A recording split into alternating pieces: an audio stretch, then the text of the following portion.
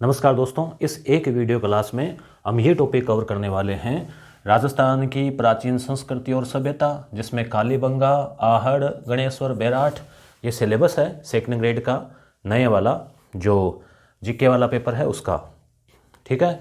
8वीं से 18वीं सदी के इतिहास में गुर्जर प्रतिहार, अजमेर के चौहान, दिल्ली सल्तनत के साथ संबंध में मेवाड़, रणथंभौर, जालौर और फिर ये राजस्थान और मुगल, इतने सारे जो टॉपिक हैं राजस्थान के इतिहास के दो पार्ट में, पहला पार्ट और ये दूसरा पार्ट। तो ये पहले वाला पार्ट जो है ये कंबाइंड करके मैराथन क्लास के रूप में आपके लिए प्रस्तुत किया गया है। इसका सोर्स ये रहेगा, एक तो कक्षा 10 की ये जो किताब है इसमें दे रखा है काफ़ी अच्छे से, और एक ये है हिंदी ग्रंथ अकादमी की डॉक्टर हुकुमचंद जैन, ये जो जैन सर है वो इसके भी लेखक है।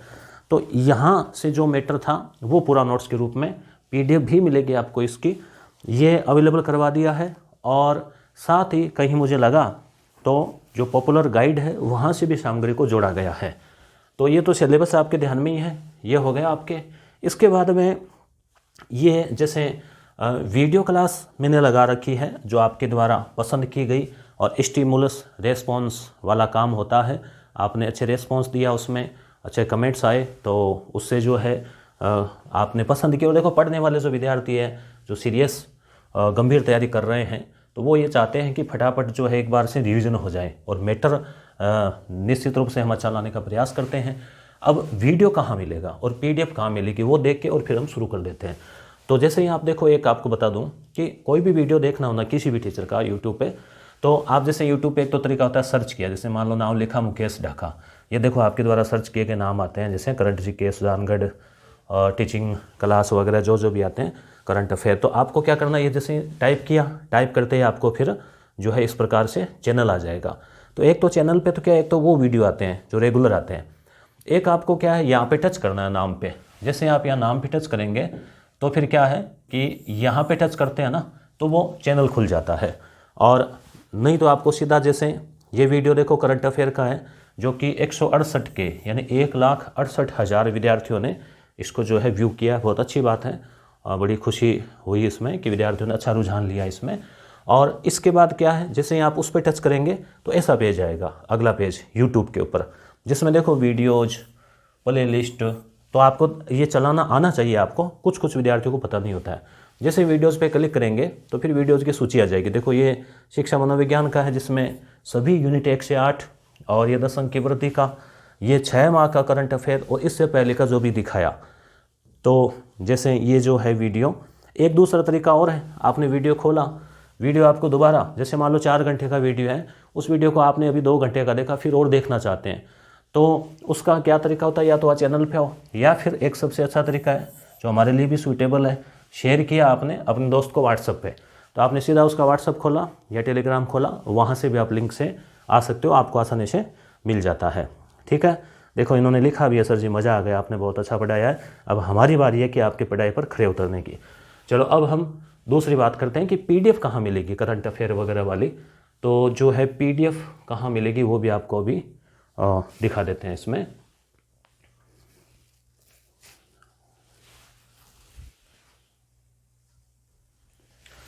तो ये इसी में है, देखो जैसे यस गुरु एप्लीकेशन आप डाउनलोड कर लें, लिंक डिस्क्रिप्शन में दिया हुआ है। तो यस गुरु एप्लीकेशन का ये होम पेज है उसका, वहाँ पर आपको जो होम पेज पे ही आपको ऐसे नीचे होम स्क्रीन जो इसकी दिखाई देगी ना आपको मोबाइल पे, तो पहले ही जो स्क्रीन है होम स्क्रीन पर नीचे देखो लिखा हुआ PDF। जैसे ही आप इस PDF पे टच करेंगे तो आपके सामने अगला पेज आएगा ये, जिसमें देखो करंट अफेयर की कंप्लीट PDF है, सिलेबस डाल रखे हैं, कुछ बुक्स भी डाल रखी है राजस्थान अध्ययन वगैरह की, साइको के रीड के लिए नोट्स डाल रखे हैं, सामाजिक रीड, शिक्षा शास्त्री मुद्दे, हमारे राजस्थान वाली किताबें भी हैं। यहीं पर आपको ये जो PDF है GK वाली, वो इसमें आपको इस फोल्डर में मिल जाएगी। करंट अफेयर वाली यहाँ पे हैं, कुछ भी स्टूडेंट्स पूछ रहे थे। अब जैसे एक दो विद्यार्थियों ने कमेंट किया कि सर आपने ये करवाई कि अभ्यास प्रश्न भी करवा देते हैं साइको के या फिर और के। तो सेकेंड ग्रेड के लिए देखो यहाँ पे जैसे आप कोर्स के सामने व्यू ऑल करेंगे तो ये तो संभव रीड के लिए है, अमृत अभ्यास जो शिक्षक भर्ती है आगे, और रीड मेंस के लिए अलग अलग सामाजिक, हिंदी, अंग्रेजी, विज्ञान, इनकी टेस्ट सीरीज हैं डेली टॉपिक वाइज। ये सेकंड ग्रेड के लिए नोट्स और टेस्ट, और ये सेकंड ग्रेड सामाजिक के लिए। यहीं पे आप व्यू ऑल करेंगे तो केवल टेस्ट पेपर और मिलेंगे, तो इसके अंदर भी है और उसमें भी है। तो उनमें क्या है, उनमें जैसे 55 टेस्ट है, 1 से 15 टेस्ट भारत और विश्व वाले पार्ट के, 16 से 30 राजस्थान जीके वाले के, 31 से 40 साइको के, 41 से 47 करंट अफेयर के, 3 फिर वो अन्य बचे हुए टॉपिक के, और 51 से 55 फुल टेस्ट के। ठीक है, तो आप वहाँ से प्रैक्टिस कर सकते हैं। अब हम बात करते हैं, आ जाते हैं टॉपिक पे। ठीक है, अब देखो बात क्या है कि प्राचीन सभ्यताएं, तो थोड़ी सी हम नज़र डाल लेते हैं कि प्राचीन काल में जो स्थान थे उनके क्या क्या नाम थे। तो आपको दिखाई दे रहा होगा मैप लगभग कि ये जो है ना गंगानगर और हनुमानगढ़, इस इलाके में प्राचीन काल में क्या था, यहाँ पर योधेय जनजाति थी, तो ये योधेय क्षेत्र कहलाता था। चूरू और ये जो बीकानेर है ये वाला क्षेत्र कहलाता है थली, थली या थड़ी। घग्गर नदी वाला एरिया है वो कहलाता है नाली। ठीक है, जांगल देश जो बीकानेर वाला इलाका था जांगल प्रदेश कहलाता था। जैसलमेर वाला मांड, हम चूंकि रिवीजन कर रहे हैं, चीज़ें आपको आती हैं मगर रिवीजन जरूरी है, कई बार इजी क्वेश्चन भी आ जाए, थोड़ा सा कठिन आ जाए। ये मारवाड़ क्षेत्र हो गया, जोधपुर वाला, नागौर वाला अक्षय त्रिपुर, नागौर वाले क्षेत्र को कुब्बड़पट्टी भी कहते हैं।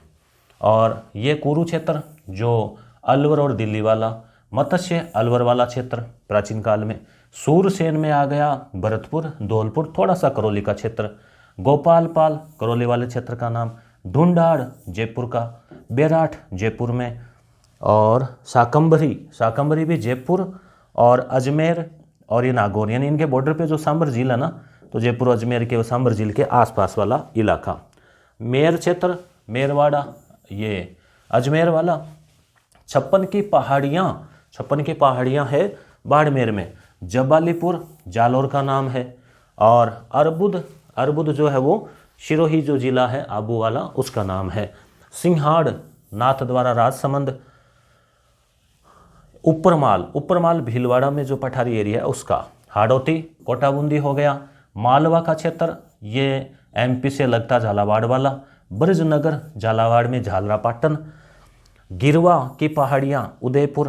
ताम्रवती नगरी तो ये उदयपुर में है। आहड़, शिवी या माध्यमिका या नगरी चित्तौड़गढ़ में, देखो चित्तौड़गढ़ जिला। कांठल ये प्रतापगढ़ जिला है तो उसका नाम प्राचीन। बागड़ ये वागड़, और मेवल डूंगरपुर बांसवाड़ा वाला क्षेत्र। छप्पन का मैदान जो है वो हो गया माही नदी वाला क्षेत्र। इसके बाद में हम देखते हैं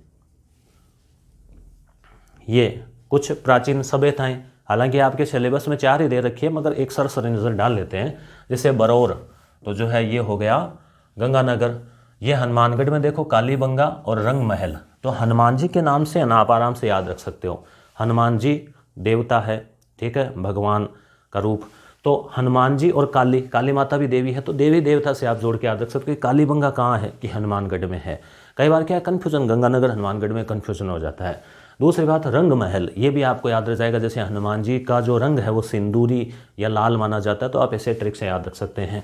सुनारी जो है झुंझुनू में। गणेश्वर सीकर में, ठीक है। बेराठ जोधपुरा और नलियासर ये तीनों जयपुर में।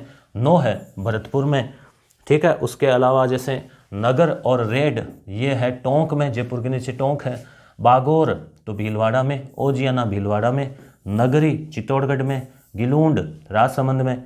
और ईशवाल बालाथल और आहड़ उदयपुर में। भीनमाल जालौर में। तिलवाड़ा बाड़मेर में, ठीक है। अब हम थोड़ा सा जो आगे पढ़ेंगे ना इतिहास तो काम आएगा कि जो राजवंश थे, जैसे मान लो भाटी, जैसलमेर वाला क्षेत्र। राठौड़ तो जोधपुर बीकानेर और कुछ वो किशनगढ़ वाला क्षेत्र। उसके बाद हम गुर्जर प्रतिहारों की बात करेंगे तो मूल रूप से ओशियाँ जोधपुर वाला इलाका ना, वहाँ से शुरुआत हुई थी इनकी। सोनगरा चौहान, चौहानों की एक शाखा जालौर में थी। चौहानों की एक शाखा ये धौलपुर, करौली, सवाईमाधोपुर में भी थे। हाड़ा चौहान हाड़ौती क्षेत्र, ये कोटाबूंदी वाला झालावाड़ वाला क्षेत्र। और चौहान यहाँ पर भी थे, अजमेर के चौहान, ठीक है। और गोहिल और सिसोदिया ये उदयपुर या मेवाड़ वाला जो क्षेत्र है उसमें थे। तो ये हमने मैप के माध्यम से जैसे प्राचीन सभ्यता, राजस्थान के वो प्राचीन स्थल वगैरह देखे। अब हम देखते हैं सभ्यताओं के बारे में, जैसे कालीबंगा। कालीबंगा जो है वो, कालीबंगा का अर्थ क्या होता है, काले रंग की चूड़ियाँ। बंगा मतलब बंगड़ी, गानों में आता है ना लादे बाजूदार बंगड़ी वगैरह, तो बंगड़ी जो है मतलब पंजाबी भाषा का शब्द है बंगा, उससे बना है। तो काली मतलब काले रंग की चूड़ियाँ। हमें इसको ट्रिक याद रखनी है, तो काली माता से आप जोड़ के याद रख लेना, कई चीज़ें याद इसमें हो जाएगी। सरस्वती, अब देखो ये भी माता ही है, तो ऐसे दर्शदवती, ये जो आज जो घग्गर है ना, उनका वो प्राचीन नाम था, वहाँ 2 नदियाँ थी। जितनी भी सभ्यताएं हैं नदियों के किनारे, क्योंकि पहले नदी के किनारे का मतलब ये नहीं कि नदी के एकदम टच में, थोड़ी सी दूर, तो पहले पानी का स्रोत, उपजाऊ भूमि, ये सब नदियाँ ही थी। और आज भी आप देखते हैं नदियों वाले इलाके में, जैसे यूपी बिहार, आबादी घनी है। हनुमानगढ़ जिले में है और 4000 BC यानी बिफोर क्राइस्ट, ईसा से पूर्व। ईसा से पूर्व का मतलब हो गया कि 2000 तो साल ये ईसा वाले हो गए, 2022 ईस्वी, 4000 वो हो गए, तो आज से कुल पूछें तो लगभग 6000 साल पहले। BC पूछे ईस्वी पूर्व, तो 4000 ईस्वी पूर्व। खोज किसने की, तो इसमें देखो आपको याद रखना है कि सबसे पहले घोषणा की कि हमने इसकी खोज कर दी है, तो अमलानंद घोष, और आनंद आ गया तो अमलानंद घोष, इन्होंने खोज की 1952, याद रखना 52 में आम चुनाव हुए थे, ठीक है, भारत के पहले, उसी समय घोषणा हो गई कि कालीबंगा की खोज हो गई। उसके बाद में BB लाल, ब्रजवासी लाल, BK थापर, ठीक है, MD खरे, इन्होंने उसको फिर आगे बढ़ाया। तो एग्जाम में चारों ही पूछ लिए जाते हैं, पहला पूछा जाए अगर चारों ऑप्शन आ जाए खोज किसने की सबसे पहले, तो आपको अमलानंद घोष यानी घोषणा हुई, तो याद रह जाएगा आपको। और नाम याद रखने हैं, तो हालांकि बहुत आदरणीय इतिहासकार है BB लाल, ब्रजवासी लाल, मगर हम ट्रिक बना लेते हैं यहाँ से याद रखने के लिए। BB, ठीक है, BB ने जो है क्या है, थप्पड़ की लगाई, ठीक है, और खरी खोटी सुनाई, तो अड़ोसियों पड़ोसियों को आनंद आ गया इस बात का। अब किसके थप्पड़ की लगाई कहने की जरूरत नहीं है, ठीक है, तो ये ट्रिक ऐसे आप याद रख सकते हो जोड़ के, BB लाल, तो लाल, गाल जो है वो लाल हो गया थप्पड़ लगाने से, तो ऐसे आप जोड़ोगे ना तो आप भूलोगे नहीं इसको। और बाकी वैसे आप रेगुलर पढ़ रहे हैं तो इनको ऐसे ट्रिक की जरूरत ही नहीं है इतना। तो अब है उत्खनन के, यहाँ पे 5 स्तर मिले हैं।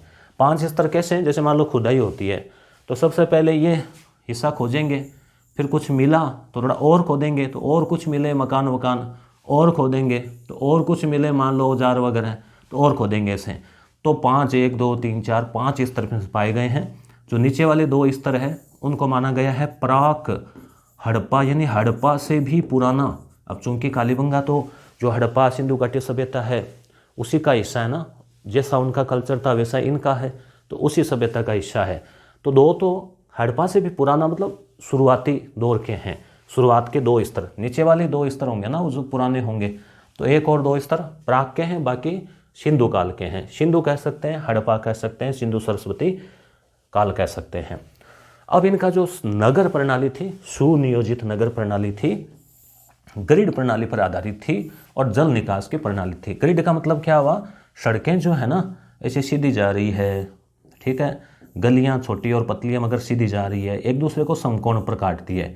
अब इतना तो आजकल भी नहीं है, ग्रिड यानी जाली, आजकल भी देखते हैं कई गलियों में घुसते हैं, आगे कहीं पतली हो जाती है, कहीं बंद हो जाती है। और नालियाँ तो आजकल भी कई घरों के आगे पानी इसलिए पड़ा रहता है कि नाली नहीं है, नाली जाम है। और वो लोग इतने इसमें थे कि घर भले कच्चे ईंटों का हो मगर नालियाँ पक्की जो है ईंटों की होनी चाहिए। तो सफाई के मामले में, स्वच्छता के मामले में बहुत आगे थे वो लोग, तो हमें उनसे प्रेरणा लेनी चाहिए। तो ग्रिड प्रणाली, सुनियोजित नगर, ये वही विशेषताएं जो सिंधु घाटी की है। नाली और कुओं में पक्की ईंटें, घरों में भले ही कच्ची ईंटें। अब कच्ची ईंटें थी तो टूट गई, कुछ पड़ी है मिट्टी की, भट्टी के कोई अवशेष नहीं मिले, इससे कह सकते हैं कि भाई वो जो है घर उनके वो थे। ये कांस्य युगीन थे। कांस्य युगीन का मतलब क्या हुआ कि ये लोग तांबा काम में लेते थे। और कांसा कैसे बनता है, तांबा प्लस टिन, टिन से बन जाता है कांसा। आप देखते हैं ना मंदिरों में घंटियां होती है वो कांसे की होती है, तो कांसा क्या कई देर तक उसको बजाते तो टन बोलता रहता, तो टिन याद रख लेना। तो कांसा और टिन मिलाकर, तांबा और टिन मिलाकर कांसा बनता है। तो वो लोग तांबे से परिचित थे, सोने से, चांदी से, टिन से, मगर लोहे से परिचित नहीं थे। आप सोचेंगे ऐसा कैसे, बिल्कुल ऐसा है, लोहे की कोई आल पिन भी नहीं मिली है कुछ भी। तो कांस्य युगीन सभ्यता थी। और आद्य ऐतिहासिक भी कहते हैं। आद्य ऐतिहासिक का क्या मतलब हुआ कि वो लोग पढ़े लिखे थे मगर क्या पढ़ा उन्होंने समझ में नहीं आया। मतलब कई बार होता है ना, लिखा है पर क्या लिखा है, तो उनकी लिपि अभी तक पढ़ी नहीं गई है, इसलिए उसको आद्य काल में डालते हैं। एक तो प्राक इतिहास अनपढ़ लोगों का, पढ़े लिखे मगर क्या पढ़ा समझ में नहीं आया, तो आद्य इतिहास। और पढ़े लिखे लोगों का जो वर्णन है वो इतिहास कहलाता है। इनके घरों की छतें लकड़ी की बल्ली जानते हो, लकड़ी की वो सफ़ेदे की वगैरह होती है, मकान बनाते हैं काम आती है ना, और मिट्टी की बनी होती थी, तो वो लगभग टूट चुकी है। वो बर्तन जो है वो इनके लाल थे। लाल मतलब आप देखते हैं ना, हम गर्मियों में मटका लाते हैं तो आज भी लाल ही कलर का आता है। लाल मतलब जैसे वो हल्का गुलाबी सा, और उस पर डिज़ाइन भी होती है, ऐसे धारी वारी बनाई होती है ना मटकों के ऊपर, काले कलर से सफ़ेद कलर से। तो वही चीज़ प्राचीन काल में भी थी, काली और सफ़ेद डिजाइन के साथ। लिपि उनकी बुस्ट्रोफेदन कहलाती है, मतलब वो लोग पढ़े लिखे थे। और कैसे पता चला? जो उनकी मोहरें हैं, मोहरें मतलब जो लगाते हैं ना थप्पा साइन करके, वो मोहरें वो कहाँ लगाते थे? सामान पैक करते थे, फिर उसके ऊपर चपड़ी से सील करते, जैसे बोर्ड की कॉपियाँ वगैरह करते हैं ना, तो वैसे तो उसके ऊपर फिर वो चपड़ी से उसको मोहर लगाते ताकि बीच में कोई छेड़खानी नहीं हो। तो मोहर के ऊपर उनकी जो लिपि लिखी गई है ना, इस प्रकार के मान लो कुछ चित्र है टी टाइप के, ऐसे इस टाइप के, मतलब जो भी है उनके, तो उससे पता चलता है कि पढ़े लिखे थे। और बुस्ट्रोफेदन का मतलब हुआ कि उनकी लिपि पहले चलती थी इधर से, जैसे उर्दू चलती है वैसे, फिर दूसरी लाइन चलती थी ऐसे, फिर तीसरी लाइन चलती थी ऐसे। मतलब क्या वो आलसी थे क्या कि इधर आए फिर सोचे उधर कौन जाएगा, सीधे इधर से लिख दो, फिर अगली लाइन ऐसे चल दो, अगली लाइन ऐसे चल दो। अपने क्या है, हिंदी में ऐसे चलती है, उर्दू में ऐसे चलती है, तो उनके ये एस बनता है। ऐसे याद रख लेना, पहले इधर आए फिर दूसरा इधर तीसरी इधर। तो ये बुस्ट्रोफेदन प्रणाली कहती है। जूते हुए खेत के साक्ष्य मिले हैं, मतलब अब आप सोचेंगे कि खेत अभी तक कैसे पड़ा रह गया, इतने साल हो गए। बोलो मिट्टी है, पक्की मिट्टी है, किसी ने छेड़ी नहीं, तो वहाँ पे खेत बोते हैं, जोतते हैं, तो ऐसे क्यारियाँ धारियाँ बन जाती है ना, तो ऐसे ऐसे एक आधी लाइन एक ऐसी लाइन। इसका मतलब हुआ कि कोई 2 फसलें बोई होगी, मान लो गेहूँ बो दिया, चावल बो दिया, ऐसे 2 फसल का अनुमान है। अंत किससे हुआ इसका? तो लोग कहते हैं कि कोई कहते हैं महामारी, कोई कहते हैं नदियों का प्रवाह है, सरस्वती नदी सूख गई या प्रवाह बदल दिया, कोई कहते हैं कि कोरोना की तरह कोई महामारी आ गई होगी, मगर ज़्यादातर विद्वान मानते हैं भूकंप से। ये जो किताब है 10वीं वाली, उसमें भूकंप से लिखा हुआ है, तो अपने ध्यान भूकंप आया धड़। ठीक है। आर्थिक रूप से कमज़ोर सभ्यता थी, मतलब थोड़ी बीपीएल टाइप की थी, गरीब टाइप की थी, क्योंकि मकान कच्ची ईंटों के बने हुए हैं, इस प्रकार से कोई भव्यता नहीं मिली। युगल समाधि के अवशेष मिले हैं। युगल समाधि का मतलब युगल यानी कपल जानते हो ना, जोड़ा। ठीक है, जोड़ा जानते हो ना, जोड़ा एक तो जोड़ों में अब तो दर्द होता है, वो नहीं, जोड़ा वो जो बना था कभी।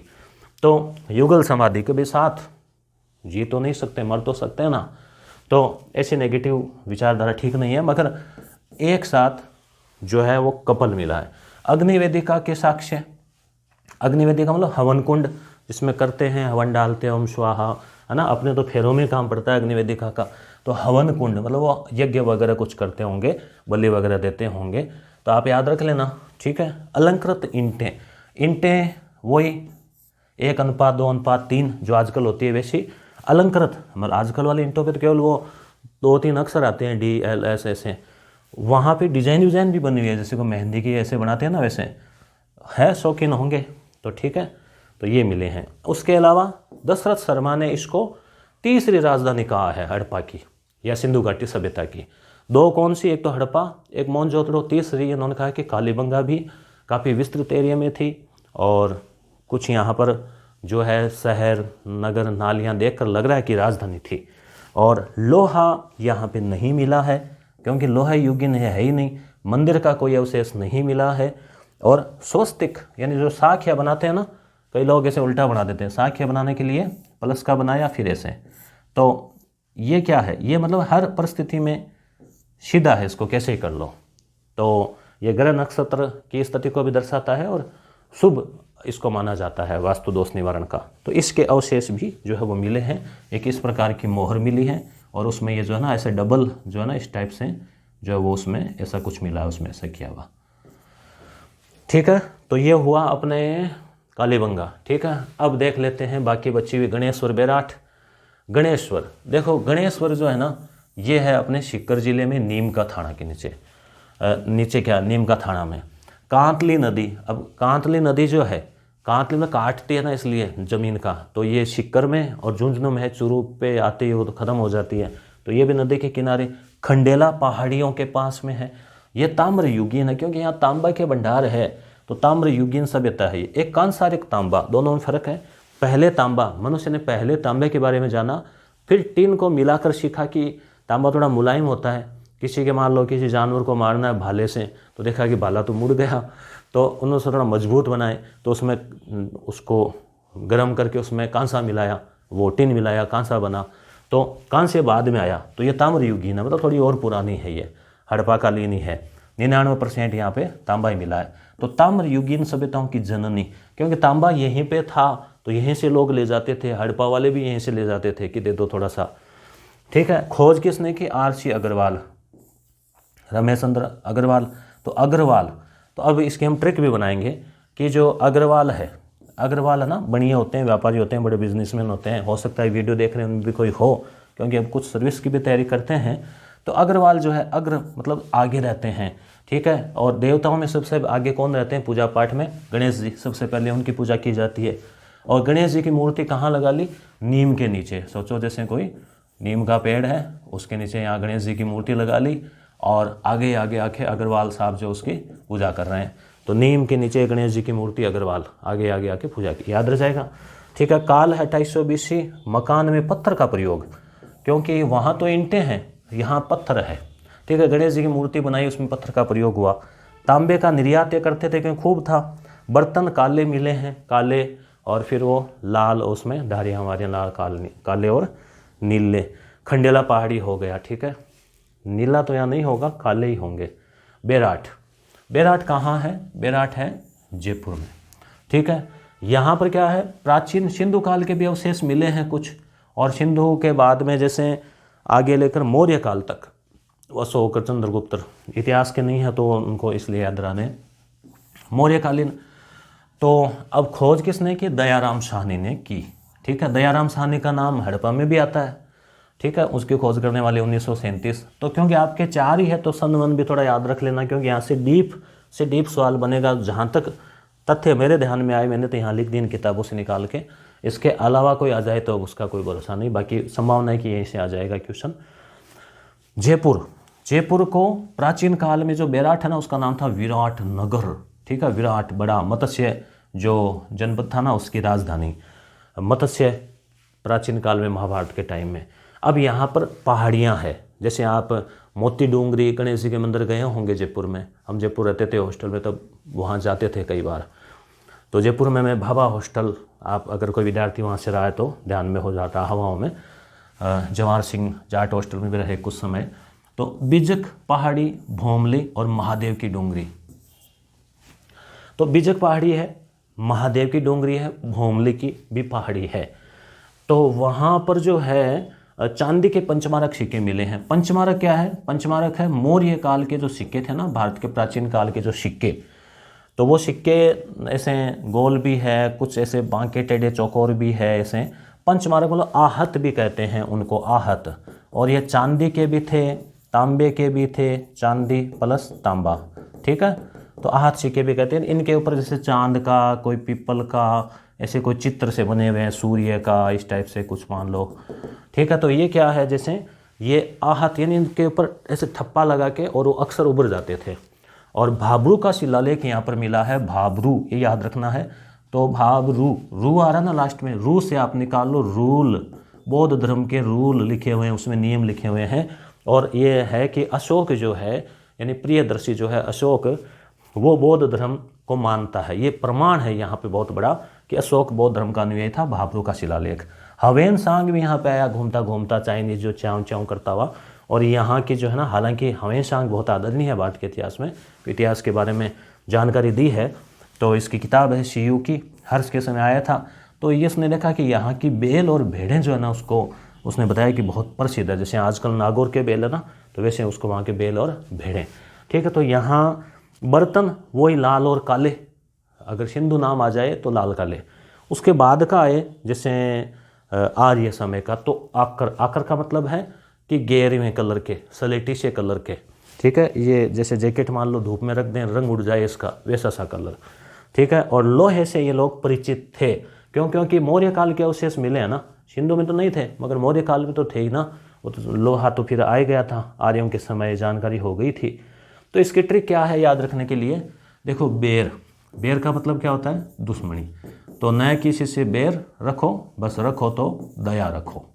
ठीक है। तो दयाराम, भाई बेर नहीं रखना, दया भावना रखो, तो दयाराम याद रह जाएगा। और विराट हृदय रखो, तो विराट, बेराट, ठीक है। अब बची आगे आहड़ वाली, आहड़, ठीक है। आहड़ जो है ना नदी है, आहड़ या आयड़, ठीक है, आयड़।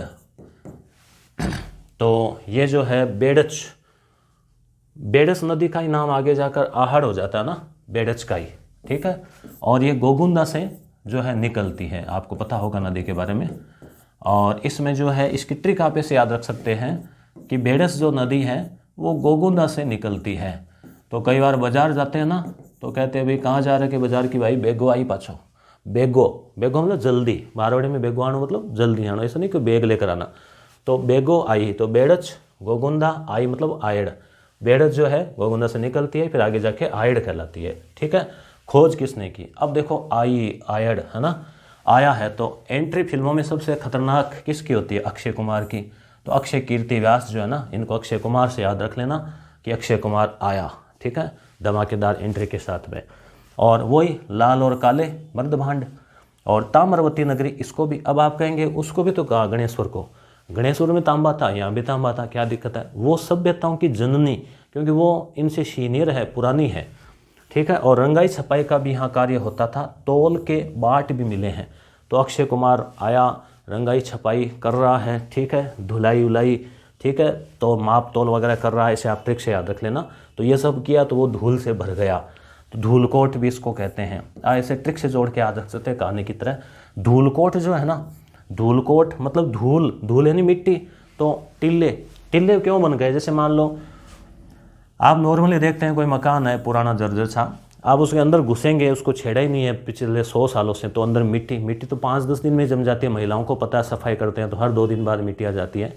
तो सोचो सैकड़ों हज़ारों साल तक कोई छेड़ा ही नहीं जाए, तो आंधियों से वो मकान, फिर मकान उनके जैसे भी कच्चे बच्चे जैसे भी थे वो मिट्टी से दब गए, और मिट्टी के ऊपर टीला बन गया उसका, ठीक है। ऐसे उनकी जो सभ्यता थी ना वो टीला बन गया, तो अंदर सारी की सारी उनकी जो सभ्यता थी, सड़कें, भट्टियाँ, जो भी कुछ था ना उनका मटेरियल, वो सारा टीले के नीचे रह गया। तो धूलकोट इसको कहते हैं, अघाटपुर भी कहते हैं, और बनास संस्कृति भी इसको जो है वो कहते हैं, ठीक है। यहाँ पर 3 चरणों में खुदाई हुई थी।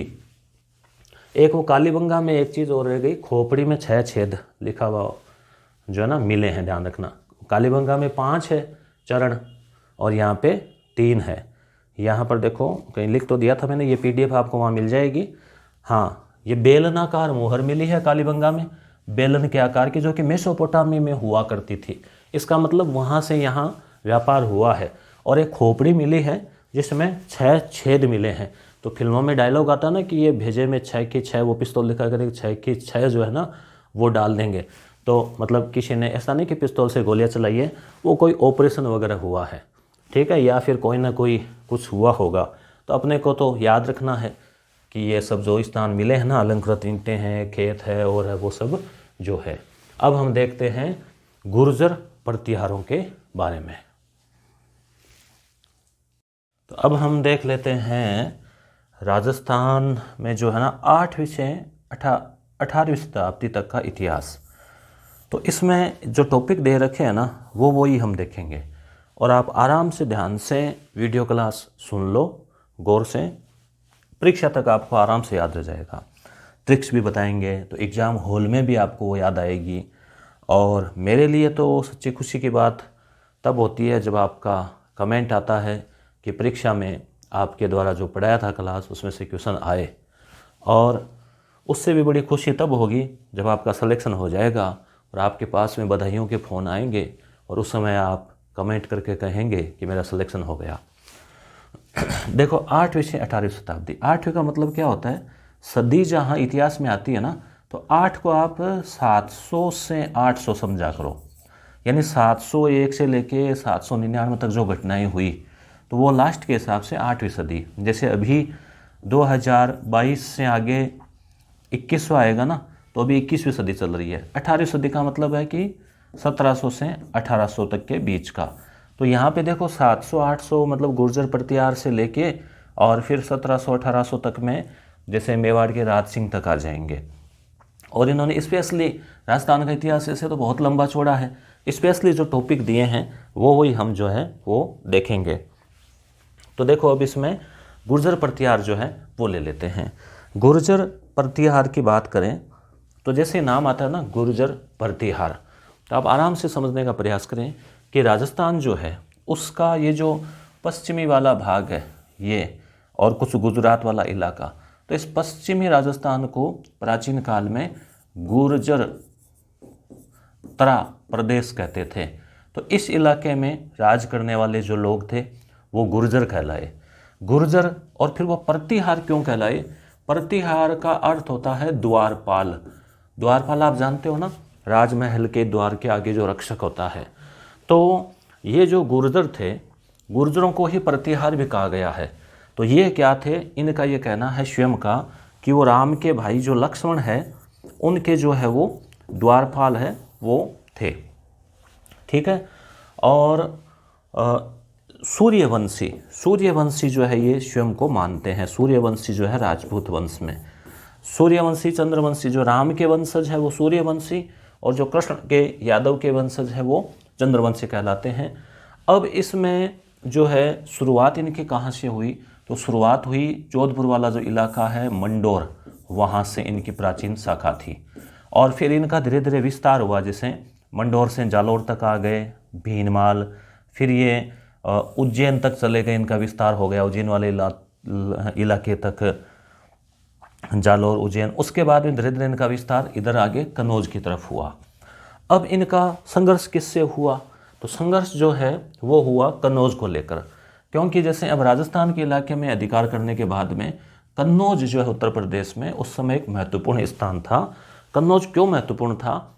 जैसे उस समय जो है काफ़ी धनी इलाका था, और नदियों के आसपास गंगा यमुना होने और महत्वपूर्ण स्थान जो है, चाहे वो जनसंख्या, उत्पादन जो है वो, उन सब की दृष्टि से एक महत्वपूर्ण प्रतिष्ठा का सूचक था। हर्ष जो है, हर्ष के समय जो है कन्नौज काफ़ी प्रगतिशील हो गया था, हर्ष की दूसरी राजधानी भी रहा था। तो अब इस कन्नौज पर अधिकार करने को लेकर 3 बड़े वंशों में, पक्षों में संघर्ष हुआ, जिसे त्रिपक्षीय संघर्ष कहते हैं। और इसमें कौन कौन से पक्ष थे? एक तो यहाँ महाराष्ट्र मान्य खेत वाला इलाका, यहाँ से थे राष्ट्रकूट, ठीक है, राष्ट्रकूट। और ऊपर वाला जो इलाका है ये गुर्जर प्रतिहार, और इधर बंगाल वाला जो इलाका है वहाँ के थे पाल। तो पाल, प्रतिहार और राष्ट्रकूट, तीनों में कन्नौज को लेकर संघर्ष हुआ। कभी पाल भारी रहे, कभी ये भारी रहे, कभी ये भारी रहे। अंतिम रूप से गुर्जर प्रतिहारों का कन्नौज पर अधिकार हो गया। अब इसमें यहाँ के जो प्रमुख राजा है उसके बारे में हम बात कर लेंगे। इनका जो आदि पुरुष है वो हरिश्चंद्र को माना जाता है, हरिश्चंद्र। उसी को रोहिल सिद्धि भी कहते हैं। कुछ अन्य मानते हैं रोहिल सिद्धि को कि अन्य कोई ऋषि मुनि था।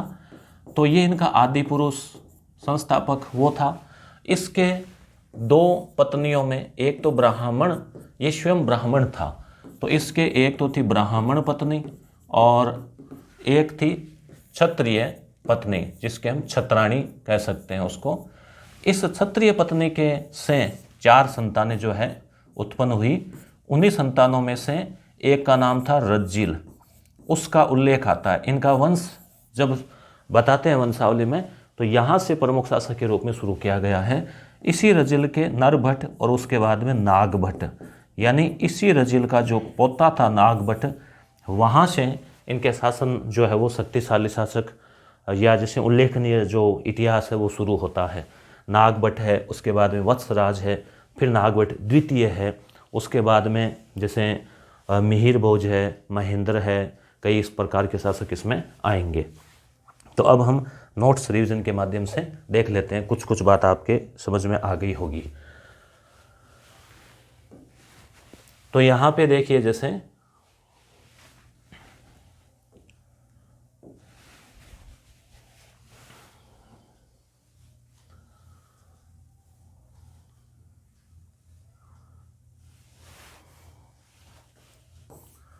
तो यहाँ पे आप देख पा रहे हैं कि उत्पत्ति के सिद्धांत पहले ले लेते हैं इनके।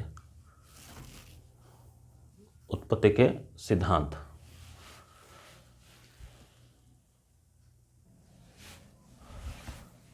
तो इसमें जो है प्रतिहार का अर्थ क्या होता है, द्वारपाल, और ये स्वयं को लक्ष्मण के वंशज मानते हैं और सूर्यवंशी थे। अब स्रोत क्या है जानकारी का, हर्ष के समय किताब लिखी गई हर्ष चरित्र बाणभट्ट की, वो एक है ऐहोल अभिलेख जो कि पुलकेशिन द्वितीय हर्ष के समय दक्षिणी भारत का नर्मदा के दक्षिण का जो है वो शासक था पुलकेशिन, उसके दरबारी जो लेखक है रवि कीर्ति, उसने एक अभिलेख लिखा जिसे कहते हैं ऐहोल अभिलेख, उसमें भी इनकी जानकारी मिलती है। ह्वेनसांग चाइनीज यात्री, विराट में भी हमने पढ़ा था कि उसमें वहाँ आया था, तो पूरे भारत में घुमा, जालोर भी गया, तो इसने गुर्जर देश को अपनी भाषा में कुचेलो बोला है, कुचेलो। वैसे अपने मारवाड़ी में कुचिलो या कुचेलो किसे बोलते हैं आपको पता है, जहर को कहा जाता है वैसे, मगर इसने अपने हिसाब से कुचेलो। राजधानी इसने बताई पीलोमोलो, राजधानी का नाम पीलोमोलो दिया है। मिहिर भोज ने ग्वालियर लेख लिखवाया, वो भी एक जानकारी का प्रमुख स्रोत है।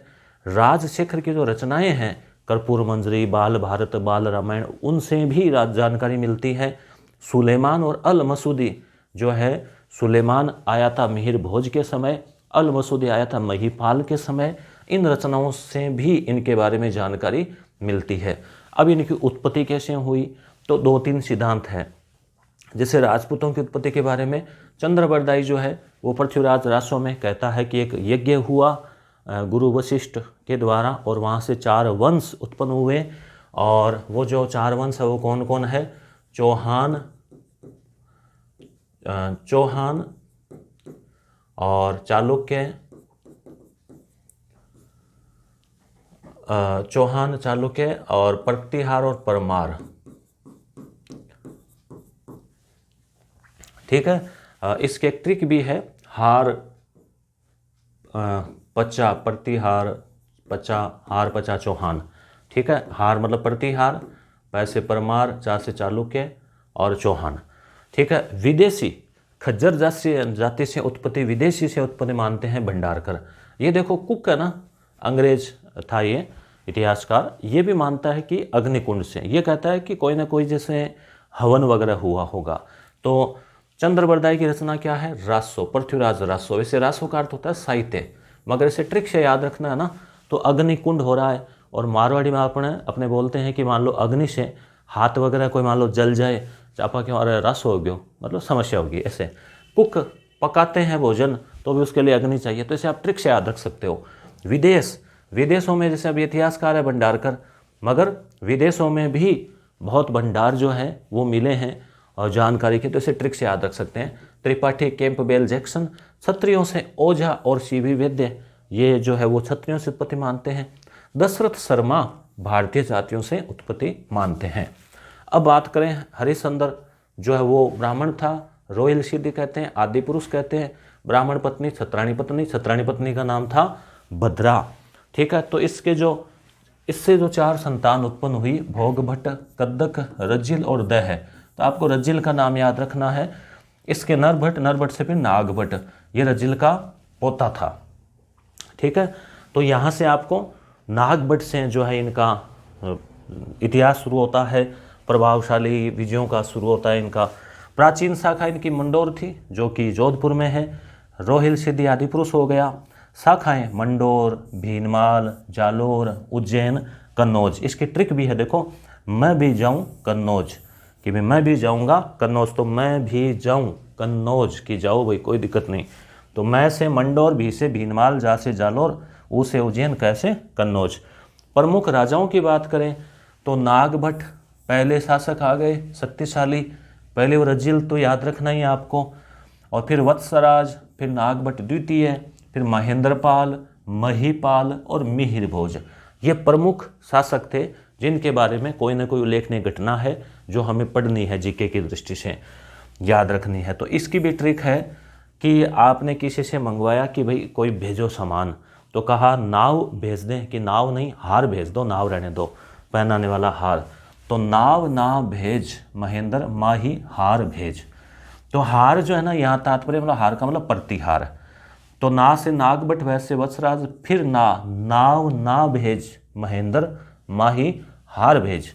तो भेज मतलब भोज, भोज यानी मिहिर भोज, फिर महेंद्र, फिर महिपाल। अब देखो पाल में है ना, पाल वंश अलग है वो बंगाल वाला, यहाँ भी पाल आगे नाम आ रहा है, इसका मतलब नहीं कि पाल वंश है।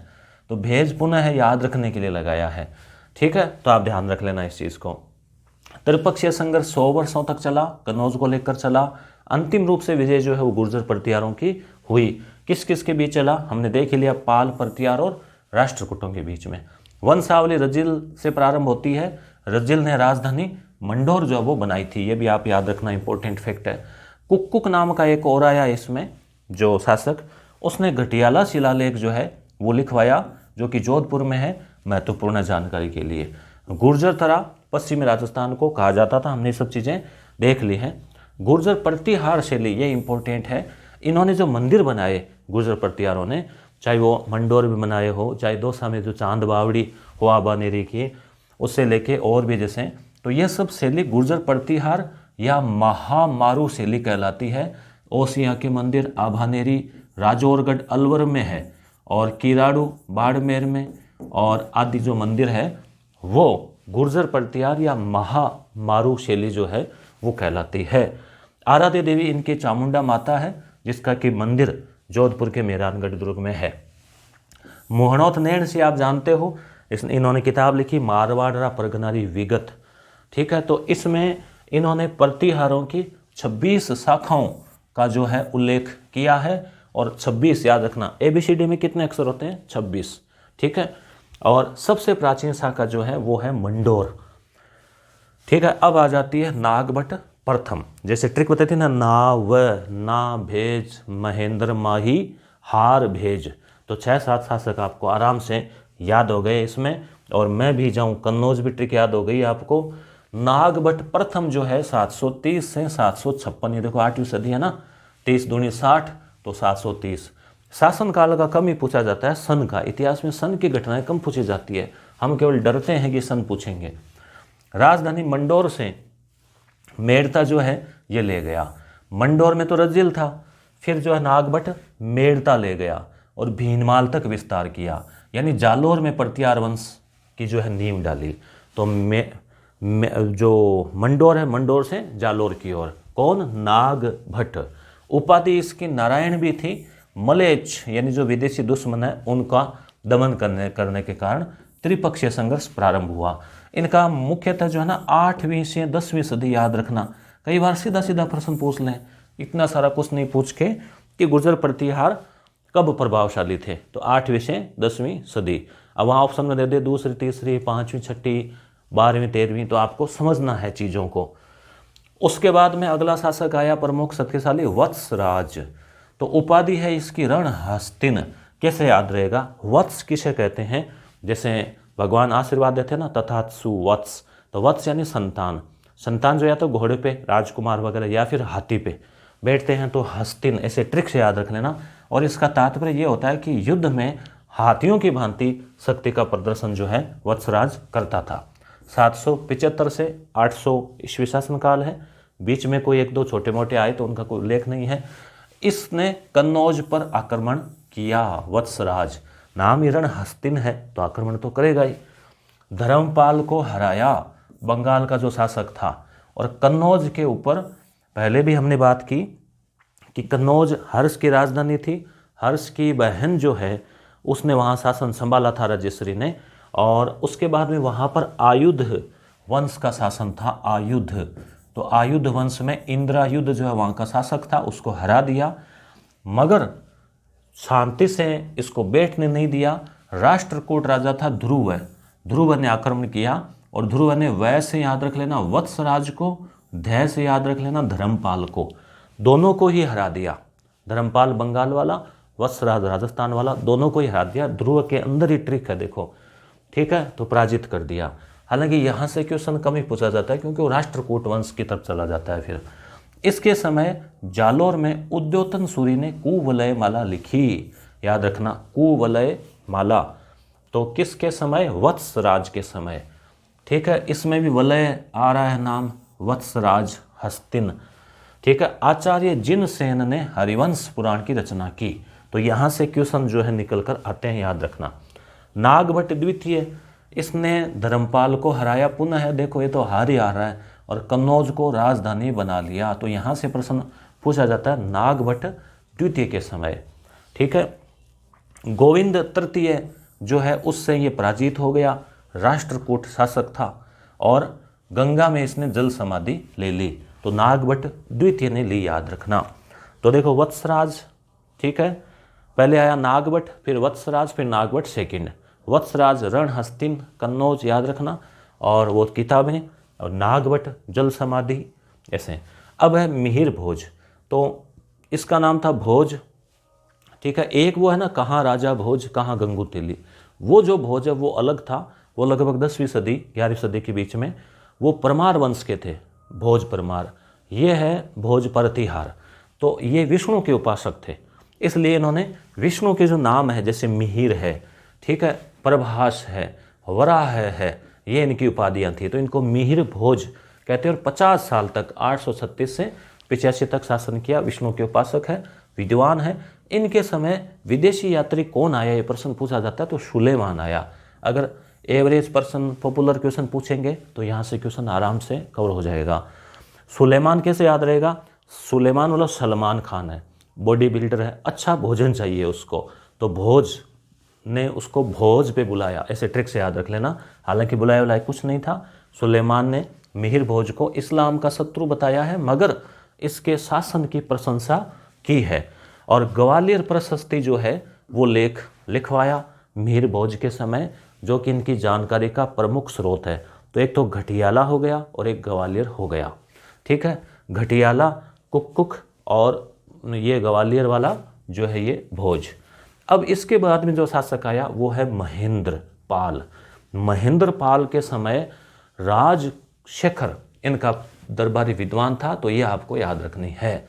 इन्होंने कर्पूर मंजरी, बाल भारत, बाल रामायण, भुवन कोश, काव्य मीमांसा, तो कर्पूर मंजरी जरूर याद रखना, और तीनों को एक साथ याद रखना है। तो जैसे देखो पुराने फिल्मों में जैसे कपूर वंश के जो कपूर खानदान में हीरो थे ना, मान लो करीना कपूर, करिश्मा कपूर, इनके पहले राज कपूर वैसे थे। तो आप ऐसे एक ट्रिक याद रखना, महेंद्र राज कपूर, जैसे पृथ्वीराज कपूर थे ना फिल्मों में, तो महेंद्र राज कपूर। तो महेंद्र के समय राजशेखर ने कर्पूर मंजरी लिखी। महीपाल, इनके समय अल मसूदी, सलमान भोज याद रह जाएगा। अब महीपाल के समय अल मसूदी जो है वो आया। और राज्यपाल अंतिम शासक था, जिसने कि कन्नौज का शासक था। गजनवी ने हमला किया तो वो भाग गया। फिर जो उस समय कुछ वो पड़ोस के चंदेल राजा थे, उन्होंने उसको मार दिया कि भाई तुमने हमला नहीं किया, भागा कैसे। उसके बाद में अंतिम रूप से इनका जो शासक था, जो कि अब कन्नौज तो हालांकि वहाँ से छुड़वा लिया, तो अंतिम शासक यशपाल का नाम भी आता है, मगर ये कुछ छोटे मोटे थे, इनका कोई ज़्यादा प्रभाव नहीं था। तो कन्नौज पर बाद में गहड़ वालों का शासन हो गया। याद होगा आपको जयचंद गहड़वाल, जिससे कि मोहम्मद गोरी का युद्ध भी हुआ था चंदावर का, तो उन्हीं गहड़ वालों का फिर आयुध आए, आयुधों के बाद में प्रतिहार आए, प्रतिहारों के बाद में गहड़वाल कन्नौज पर आए। तो इस प्रकार से गुर्जर प्रतिहार जो है वो हमारा यहाँ पर कंप्लीट होता है। याद रह गया होगा आपको, शायद भूलोगे नहीं आप, एक बार पुनः नज़र डाल लो। ब्राह्मण हरिश्चंद्र हो गया, छत्राणी भद्रा है, चार पुत्र है, रजिल से शुरू होता है इतिहास। नागभट्ट से शक्तिशाली पहला राजा था, तो संस्थापक में नागभट्ट का नाम ही जो है मुख्यतः माना जाता है। और सूर्यवंशी, ठीक है, लक्ष्मण के वंशज, ये चौहानों के जो है द्वारपाल थे, चौहानों के भी प्रतिहार थे ये। और उसके बाद में आपको जो है संघर्ष, कुकुल, घटियाला वगैरह, नागभट्ट वगैरह वगैरह। ठीक है, अब हम आगे जो है वो देखते हैं। आगे अपने सिलेबस की बात करें इसमें, तो गुर्जर प्रतिहार के बाद में अजमेर के चौहान है। तो चौहानों में इनकी जो ब्रांचेज थी उस समय फिर रणथंभौर और जालोर के भी है। तो हम अजमेर के चौहान, रणथंभौर के और जालोर के ये देख लेते हैं। उसके बाद दिल्ली सल्तनत के साथ संबंध है। देखो इनके अजमेर के चौहानों को तो सीधा सीधा वर्णन है, और इनका मेवाड़, रणथंभौर, जालोर का दिल्ली सल्तनत के साथ संबंध है। तो दिल्ली सल्तनत क्या थी उसके बारे में भी हम जानेंगे। पहले अजमेर के चौहान जो है वो देख लेते हैं। अजमेर के चौहानों की बात करें तो इनका जो शुरू होता है, अब अजमेर ये वाला इलाका है, अजमेर वाला, ये जो राजस्थान का हृदय, तो यहाँ पर जो है सांभर झील है जो कि जयपुर, नागौर और अजमेर तीनों के बॉर्डर पर स्थित है। तो सांभर झील के आसपास का जो इलाका था वो कहलाता था पहले सपाद लक्स। तो इसी एरिया में इनकी शुरुआत हुई और पहला जो इनका शासक माना जाता है वो है वासुदेव चौहान। शासनकाल उसका 551 से शुरू होता है, एकदम याद रह जाएगा जैसे कोई प्रसाद चढ़ाया हो 551 का, ठीक है। अब इसके बाद में है ना, जैसे इसमें प्रमुख शासकों में जैसे अजय राज है, ठीक है, उसके बाद में अर्णोराज है, उसके बाद में जैसे विग्रह राज है, पृथ्वीराज तृतीय है। तो इस प्रकार के 4-5 जो प्रमुख शासक हुए हैं, कुछ छोटे मोटे शासक भी हम देख लेंगे, जानकारी के स्रोत हम देख लेंगे।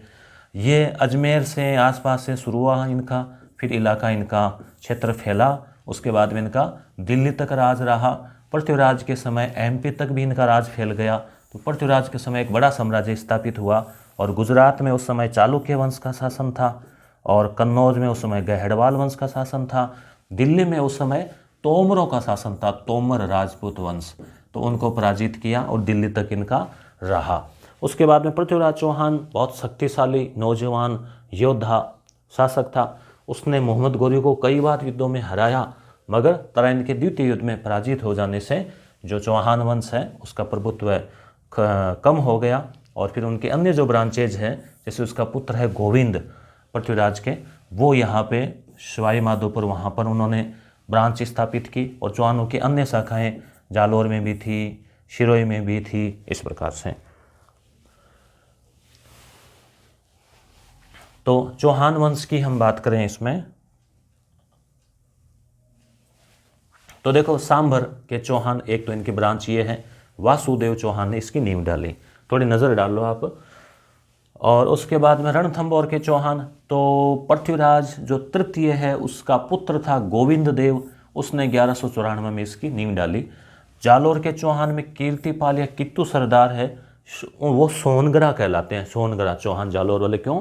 क्योंकि वहाँ जो सोन पहाड़ी है इस वजह से। और सिरोही में लुम्बा चौहान, ये भी याद रह जाएगा आपको आराम से, क्योंकि सिरोही में लंबी लंबी चोटियाँ हैं ऊंची ऊंची, तो लुम्बा चौहान ट्रिक्स है। ये देवड़ा शाखा, इसमें एक प्रसिद्ध शासक होता है देवड़ा सुल्तान, ठीक है। अब हाड़ौती के जो है वो चौहान, इसमें जो है देवा हाड़ा था, ठीक है। फिर आगे जाकर अन्य शासक आए, कोटा में माधो सिंह, झालावाड़ में मदन सिंह, ठीक है। तो चौहान वंश में हमें पढ़ना है सांबर वाला, तो सांबर यानी शाकंभरी के चौहान,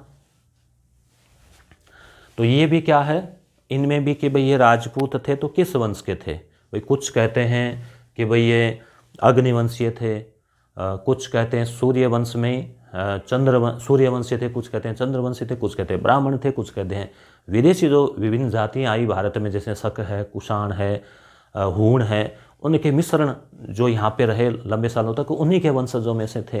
कुछ कहते हैं कि नहीं, प्राचीन काल में जो क्षत्रिय थे उनके वंशज थे। तो अलग अलग जो है इसमें मत है। तो अग्निवंश अगर नाम आ जाए तो आपको चंद्रवरदाई याद आ जाएगा, आपको रासो भूलोगे नहीं, कुख याद आ जाएगा, नैन सी है वो है, सूर्यमल मिश्रण है, ये सब अग्निवंशीय मानते हैं चौहानों को। ओझा जो है वो क्षत्रिय मानता है, सूर्यवंशी क्षत्रिय, ओझा और शिवी वैद्य। दशरथ शर्मा है वो इनको ब्राह्मण मानते हैं बिजोलिया लेख के आधार पे, ठीक है। अब जानकारी के स्रोत, तो जानकारी के स्रोत की हम बात करें तो कुछ इनकी पुस्तकें हैं, जैसे चंद्रवरदाई की पृथ्वीराज रासो है, और कुछ फारसी पुस्तकें हैं उस समय की, उन सबसे इनकी जानकारी मिलती है।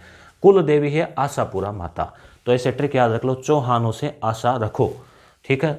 आराध्य देवी है जीर्ण माता जो कि शिखर में है। कुल देवता है हर्ष। राजधानी इनकी थी अहिछत्रपुर यानी अक्षय त्रिपुर, जो कि नागौर का प्राचीन नाम था। मूल स्थान सांभर जो झील है उसके आसपास का जो इलाका है जिसे कहते हैं सपाद लक्ष्य, वहाँ से इनकी शुरुआत हुई। आदि पुरुष चहमान था, वासुदेव को भी मानते हैं, पर अगर चौहान चहमान से नाम पड़ा है उस हिसाब से। पहला राजा वासुदेव, दोनों ऑप्शन नहीं आएंगे, ध्यान रखना आदि पुरुष में। फिर अजय राज है, फिर अर्णोराज है, विग्रह राज चतुर्थ है और पृथ्वीराज तृतीय है। तो इसकी ट्रिक भी याद रखने की है कि वाह अजय, जैसे कोई है ना अजय नाम का कोई दोस्त आपका कि अरे वाह अजय 143, तो 143 ऐसे याद रखा जाएगा कि वैसे वाह से मतलब वासुदेव, अजय 1 अर्णोराज, अर्णोराज जो है अर्णो या अन्ना जी इनको बोलते हैं। तो अन्ना हजारे भी आप जानते हैं कि अन्ना हजारे भारत में एक ही हुआ है, कोई और हुए नहीं है। तो 1 4 का मतलब हो गया विग्रहराज चतुर्थ, और पृथ्वीराज तृतीय का 3, तो 143। तो ऐसे आप ट्रिक से इनको जोड़ के याद रख सकते हैं, भूलोगे नहीं। जैसे आप कहोगे वाह अजय 143, तो आपको पूरे चौहान जो है याद आ जाएंगे, 4-5 शासक। आप कहोगे नाव ना भेज, हार भेज महेंद्र माही, तो आपको वो याद आ जाएंगे। संस्थापक वासुदेव चौहान 551। बिजोलिया जो लेख है बिजोलिया भीलवाड़ा में, तो उसके अनुसार वासुदेव ने सांबर झील बनवाई और आदि पुरुष इसको कहा जाता है। उसके बाद में एक शासक आया गुवक, उसको अल्लट भी कहते हैं, अल्लट। उसने हर्ष मंदिर जो है शिखर वाला वो बनवाया और गुर्जर प्रतिहारों से जो है स्वतंत्र हुए। यानी मैंने पहले गुर्जर प्रतिहारों वाले उल्टा बता दिया था, गुर्जर प्रतिहारों से स्वतंत्रता प्राप्त की, मतलब ये चौहान जो है ना गुर्जर प्रतिहारों के सामंत थे। ठीक है। चंदन, पत्नी रुद्राणी है इसकी, एक शासक हुआ। तो रुद्राणी की खास बात ये थी कि ये शिव की पूजा करती थी, तो पुष्कर झील में कोई अब विशेष अवसर पे 1000 दिए जलाकर जो है पूजा की थी। उसके बाद एक गोविंद तृतीय आया, उसने बेरी गट की उपाधि धारण की। ये पर्सन अभी एग्जाम हुआ था लेब असिस्टेंट नहीं, जो फर्स्ट ग्रेड वाला जो 5 पेपर हुए थे जीके, उसमें 1 में पूछा गया था। तो विद्यार्थी सोचते हैं कि इतना डीप कहाँ है, कहीं नहीं है। जो 10वीं क्लास की किताब है, देखो आपको मैं दिखाता हूँ, 10वीं क्लास की जो किताब है ना ये वाली, इसे में आपको जो है लाइन सीधी दी हुई आपको मिल जाएगी। पृथ्वीराज चौहान वाला जो है ना यहीं पे बेरीगठ एकदम सीधे सीधे ही।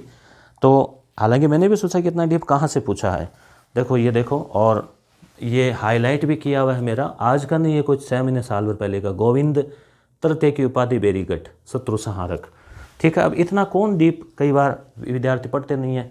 अब ये किताब यूट्यूब पे मैंने करवा रखी है, इसके हमने ऑब्जेक्टिव क्वेश्चन भी बना रखे हैं अमृत टेस्ट सीरीज में। तो और ये किसका सारांश है, जो उसका हिंदी ग्रंथ वाली किताब है ना उसका एक तरह से। तो ये आप याद रख लेना, एक लाइन पूछा हुआ है हालांकि वैसे तो अब अजय राज है। अजय राज के समय अजमेर, अजय मेर, अजमेर 1113 कैसे याद रहेगा, 1 1 1 कितने हो गए, 3 हो गए, तो 1113। अजय मेरू दुर्ग बनाया जिसे गढ़बीठली, तारागढ़, जिब्राल्टर कहते हैं। तारागढ़ एक बूंदी में भी है, और रूठी रानी भी यहीं पर रही थी। चांदी के सिक्के चलाए जिस पर अजय प्रिय ध्रुव नाम लिखा था, ये शैव उपासक था। तो हो गया अजय राज, अजमेर बसाया। अब है अन्ना जी, अर्णोराज। तो अन्ना सागर झील जो इन्होंने बनाई, झील के पास मंदिर बनाया, वराह मंदिर पुष्कर में। देव बोध, धर्म घोष, ये इनके समय प्रकांड विद्वान थे। इनका पुत्र था जगदेव, जगुड़ा जगदेव, वो पितृहंता जो है वो माना जाता है। विग्रहराज चतुर्थ अगला शासक, ये शक्तिशाली शासक था, दिल्ली पर अधिकार किया। इनका काल स्वर्ण काल कहलाता है, विद्वानों के संरक्षक थे। स्वयं ने भी पुस्तक लिखी, संस्कृत विद्यालय बनाया, वहीं पर 2.5 दिन का झोंपड़ा बना हुआ है। विसल देव नाम भी है इनका, विग्रहराज विसल देव, याद रखना विसल देव। और जो विसल पुरबांध है बनास पर, तो झील बनाई थी इन्होंने विसलपुर के नाम से। कवि बांधव भी इनको कहा जाता है। जयानक भट्ट जो है उन्होंने ये उपाधि दी है कवि बांधव की, मतलब कवियों के भाई की तरह है ये, खुद विद्वान है इसलिए। नाटक लिखा हरि के लिए। सपादलक्ष का काल स्वर्ण युग था इनका, चौहानों का काल। हरि के लिए याद रखना, विग्रहराज विसलदेव ने लिखा हरि के लिए। और इनका एक दरबारी विद्वान था सोमदेव, उसने लिखा ललित विग्रह है। अब इन्होंने अजमेर में एक संस्कृत स्कूल भी बनाई, वहाँ पर दीवारों पर वो नाटक जो है ना हरि के लिए, उसके लाइनें भी लिखवाई। दरबारी विद्वानों में हो गया। नरपति नाल्ह ने विसलदेव रासो लिखी, दिल्ली के तोमर वंश को हराया, दिल्ली पर अधिकार कर लिया। दिल्ली पर अधिकार करने वाला पहला चौहान शासक विग्रहराज, और बिसलपुर झील बनवाई। फिर इसी की जगह आपको पता ही वो 2.5 दिन का झोंपड़ा जो है नामक मस्जिद कुतुबुद्दीन ने उसी दीवारों पर आगे बनवाई। उसके बाद में प्रमुख शासक आता है पृथ्वीराज चौहान तृतीय, इनसे पहले भी पृथ्वीराज नाम के 2 शासक आए। तो पृथ्वीराज चौहान तृतीय जो है 1777 से 92 शासनकाल है। युवा, नौजवान और योद्धा। तो जन्म हुआ गुजरात के अनिल पाटन में। पिता का नाम सोमेश्वर, माता का नाम कर्पूर देवी। शासक बन गए 11 साल की उम्र में ही। अब देखो आजकल 11 साल के बच्चे होते हैं तो उनकी एक अलग अवस्था होती है। उस समय 11 साल की उम्र में शासक भी बन जाते थे और संभाल भी लेते थे मामला। हालांकि शुरुआत में कुछ समय इनकी माता संरक्षिका रही। 1182 में जो है नागार्जुन, चंदेल और भंडानकों का दमन किया। तो ये उस समय के जो कुछ अड़ोसी पड़ोसी थे, भंडानक वगैरह। चंदेल मध्य प्रदेश वाले इलाके में थे, बुंदेलखंड वाले इलाके में। इसके बाद में यानी इसने आसपास के जो इलाके हैं ना उनको जीतने के लिए दिग्विजय यानी चारों दिशाओं में अभियान चलाए। तो एक तरफ तो अच्छा काम हुआ, आसपास दबदबा बढ़ा। थोड़ा नुकसान भी हुआ कि आसपास के लोग जो सजातीय बंधु थे वो इनसे नाराज हो गए और वो मौका देखने लगे कि कभी भी मौका मिले तो इनसे बदला लिया जाए। महोबा मध्य प्रदेश में है, वहाँ का शासक था परमर्दी देव चंदेल। उस पर हमला किया। उसके वीर सेनापति थे आल्हा उदल, वो मारे गए। उसके बाद संयोगिता से विवाह किया। वो घटना आपको पता ही है। वो घटना यहाँ पे इतना समय नहीं कि पूरी घटना बताई जाए। अबुल फजल ने इस घटना का वर्णन किया है। अबुल फजल अकबर के समय इतिहासकार था। आईने अकबरी पुस्तक लिखी है अकबरनामा। तराइन के 2 युद्ध हुए हैं, पहला और दूसरा 1191-92। 91 में पृथ्वीराज जीता, 92 में पृथ्वीराज हारा, मोहम्मद गोरी जीता। शेरशाह हरियाणा में बंदी बना लिया गया और कहते हैं कि वहाँ पर वध कर दिया गया। तराइन के जो युद्ध है उनका वर्णन हसन निजामी की पुस्तक है ताजुल मासिर। हसन की ताजुल मासिर। और सिराज जो है मिनहाजुल सिराज, उसकी पुस्तक है तबाकत नासिरी। तो इनमें वर्णन मिलता है और पृथ्वीराज रासो में भी इसका वर्णन मिलता है युद्ध का। हालांकि पृथ्वीराज रासो में थोड़ा वर्णन अलग है। वहाँ पर जो वहाँ ले जाया गया वो सारी घटना वो आप सबने सुन रखी है, क्योंकि अभी रिविजन कर रहे हैं शॉर्ट। तो दल पुंगल जो है विश्व विजेता, ये उपाधि पृथ्वीराज की है। चौहान वंश का अंतिम शासक था। कहाँ का? सांबर के चौहानों में, अजमेर के चौहानों में। इसका पुत्र था गोविंद। वो रणथंभौर में उसने जो है शासन चौहान वंश की नींव डाली। दरबारी विद्वानों में जयानक है। तो जय विजय, ट्रिक याद रखना, जय विजय। तो रचना लिखी पृथ्वीराज विजय। चंद्रवरदाई उसकी है रासो, पृथ्वीराज रासो। चंद्रवरदाई का ही दूसरा नाम है पृथ्वी भट्ट। देखो चंद्रमा पृथ्वी, इसे ट्रिक से याद रखना। चंद्रवरदाई रासो लिख रहा था, फिर उसकी मृत्यु हो गई, तो उसके पुत्र जलहण ने उसको पूरा किया। अन्य विद्वानों की बात करें तो जनार्दन, बागेश्वर, विश्वरूप, आशाधर, ये आप नाम याद रखना, पूछा जाता है यहाँ से, ठीक है। और ओझा जो है GH ओझा, इतिहासकार जिन्होंने राजस्थान के जैसे सिरोही, उदयपुर और आदि का इतिहास लिखा, वो कहते हैं कि संयोगिता की जो कथा है ये वहाँ से वो लाए और वगैरह जो द्वारपाल, वो सब कल्पना है। रोमिला थापर, त्रिपाठी भी इसे सही नहीं मानते, जबकि दशरथ शर्मा, गोपीनाथ शर्मा, शिव वेद्य कुछ हद तक इसे स्वीकार करते हैं। और ख्वाजा मोइनुद्दीन चिश्ती जो है वो पृथ्वीराज तृतीय के समय ही मोहम्मद गौरी के साथ भारत आए थे और अजमेर में बस गए थे। गुजरात का भीम द्वितीय चालुक्य राजा था, पृथ्वीराज का मित्र था। मोहम्मद गौरी को इसने पराजित कर दिया था। पृथ्वीराज को राय पिथौरा भी कहते हैं, राय पिथौरा। और दिल्ली में पिथौरागढ़ किले का निर्माण करवाया। अब अगले टॉपिक में अपने हैं रणथंभौर और जालोर के चौहान। अब उनको हम थोड़ा सा समझते हैं, जैसे कि अजमेर के चौहान हमने देख लिया। अब दिल्ली सल्तनत के साथ संबंध, रणथंभौर और जालोर। दिल्ली सल्तनत क्या थी? मोहम्मद गौरी ने पृथ्वीराज चौहान को पराजित किया। उसके बाद में गौरी का भारत वाले इलाके पे दबदबा हो गया। गौरी ने अपने सेनापति कुतुबुद्दीन से कहा कि भाई तुम ये दिल्ली और राजस्थान वाला इलाका तुम संभालो। सेनापति था उसका, गुलाम भी था और दामाद भी था, रिश्तेदार भी था शायद। तो वो जो है कुतुबुद्दीन ने संभाला और गौरी वापस चला गया। 1206 में गौरी की मृत्यु हो गई। तो 1206 से जो है दिल्ली सल्तनत की शुरुआत होती है। कुतुबुद्दीन लाहौर से शासन चला रहा था और दिल्ली अजमेर वाला इलाका उसके अधिकार में था। 1206 से 10 तक कुतुबुद्दीन ऐबक शासक रहा। तो दिल्ली सल्तनत की शुरुआत 1206 से हो जाती है। कुतुबुद्दीन के बाद में कई शासक आए। गुलाम वंश चला पहले, जिसमें वो इल्तुतमिश है, रजिया सुल्ताना, बलबन वगैरह। फिर और वंश आए, इसमें खिलजी है, तुगलक है। तो 1206 से लेके और जब तक बाबर ने हमला किया और इब्राहिम लोदी को पराजित किया, लोदी वंश को पराजित जब तक नहीं किया, तब तक 1526 तक, तो ये लगभग 320 सालों तक का जो समय है वो दिल्ली में सुल्तानों का राज रहा। जो सुल्तान थे वो इससे गौर प्रदेश से उससे आए हुए थे, तुर्किस्तान से और से, तो लगभग जो 320, तो ये कहलाता है दिल्ली सल्तनत। तो दिल्ली सल्तनत में जो शासक हुए, इनके राजस्थान में कहाँ कहाँ, राजस्थान के राजाओं से कहाँ कहाँ संपर्क हुआ, तो मेवाड़ में तो जैसे रतन सिंह है, तो पद्मिनी वाली घटना वगैरह वो हमें देखना है। रणथंभौर में हमीरदेव चौहान है जिसकी अलाउद्दीन से लड़ाई हुई। जालौर में कीर्तिपाल था जिनकी लड़ाई हुई।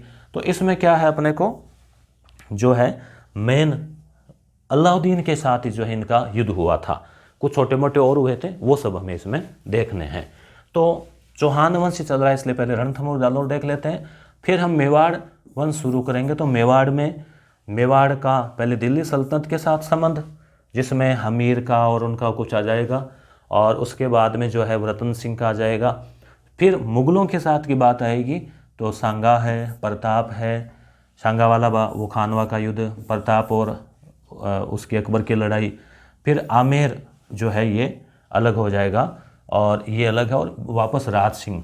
तो 3 राजा इसमें, 1, 2 और 3 ये हमें मुगलों के साथ देखने हैं। उसके बाद में कछुआ वंश में ये, फिर चंद्रसेन और बीकानेर के ये राय सिंह जो राठौड़ वंश में इनको देखेंगे। ठीक है, तो अब हम शुरू करते हैं ये वाला रणथंभौर और जालौर। तो रणथंभौर के चौहान, ठीक है। तो रणथंभौर का आपको पता ही है कि कैसे शुरुआत हुई, कि जो पृथ्वीराज उनके पुत्र गोविंद देव ने नींव डाली 1194 में। एक शासक आया वीर नारायण, जिसने इल्तुतमिश को टक्कर दी। तो ये याद रखना है क्योंकि यहाँ से क्वेश्चन बनता है दिल्ली सल्तनत के साथ संबंधों में।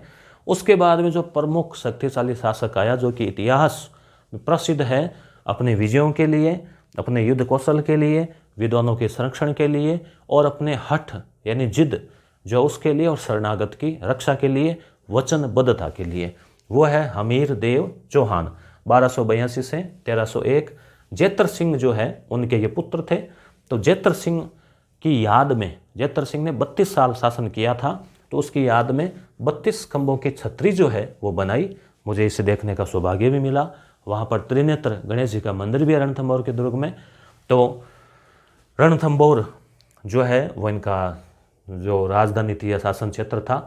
जानकारी के स्रोत में एक तो है नयन चंद्र सूरी, ठीक है, उसने लिखा हमीर महाकाव्य। ठीक है, देखो महाकाव्य पढ़ते हैं तो नयन जो है ना, नयन वो पढ़ते पढ़ते पढ़ते थक जाते हैं, क्योंकि महाकाव्य है बड़ा, तो ऐसे ट्रिक याद रख लेना। सुरजन चरित्र है एक, तो एक है जोधराज का हमीर रासो, ये याद रखना।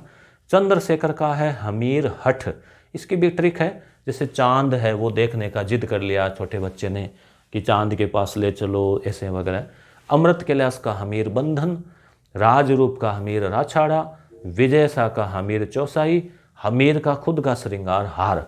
तो ये कुछ किताबें हैं जिससे कि जो है जानकारी मिलती है इनके बारे में। अब कुछ घटनाओं में, जैसे 1290 के समय दिल्ली में जो शासक था वो खिलजी वंश आ गया था, गुलाम वंश को हटाकर। तो शासक था जलालुद्दीन खिलजी, जो कि 1290 से 96 6 साल रहा। तो जलालुद्दीन ने भी आसपास के इलाकों पर हमले किए और यहाँ पर रणथंभौर पर हमला किया।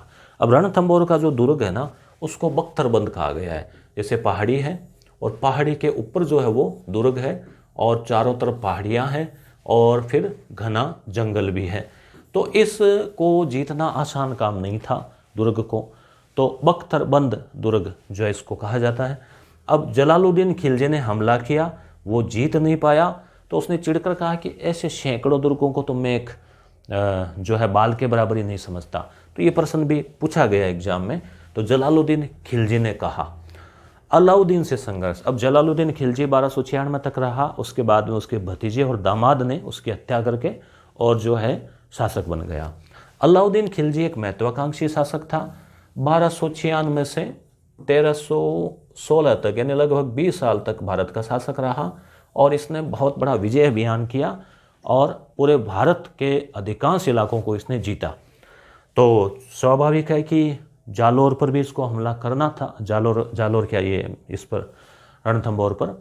और अलाउद्दीन ने राजस्थान पर जो अभियान किया उसका प्रश्न 2-3 बार पूछ लिया गया है कि क्या क्रम था इसका। तो अलाउद्दीन ने पहले कहा कि मैं विश्व विजय का प्लान रखूंगा, तो उसके काजी ने कहा कि नहीं, पहले भारत को जीत लो, बहुत बड़ा है भारत भी।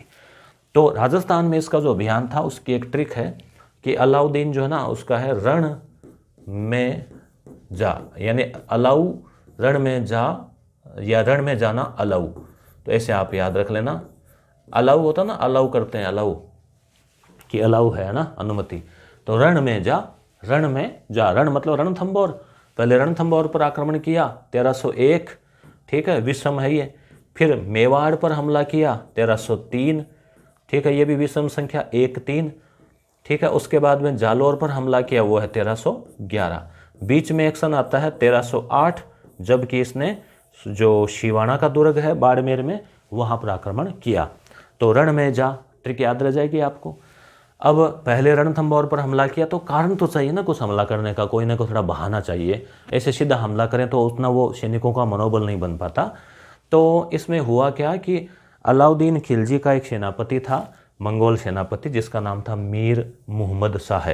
वो अलाउद्दीन से उसकी अनबन हो गई, कोई फैमिली मैटर था, और वो जो है यहाँ पे आ गया।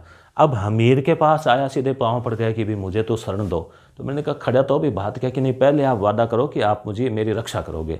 अब हमीर का स्वभाव था शरणागत की रक्षा, उसने कहा ठीक है बताओ रक्षा करेंगे। अब इसने बताया कि मैं तो अलाउद्दीन से लड़के झगड़ के आ गया, वहाँ से मुझे निकाल दिया और मुझे ढूंढ रहा है, मुझे मारेगा, तो आप रक्षा करें। तो कहा यार तो तुमने मामला तो गड़बड़ी, पंगा तो गलत लिरवा दिया तुमने, मगर कहा वादा कर दिया है, वचन दे दिया तो दे दिया, अलाउद्दीन हो चाहे कोई हो आने दो।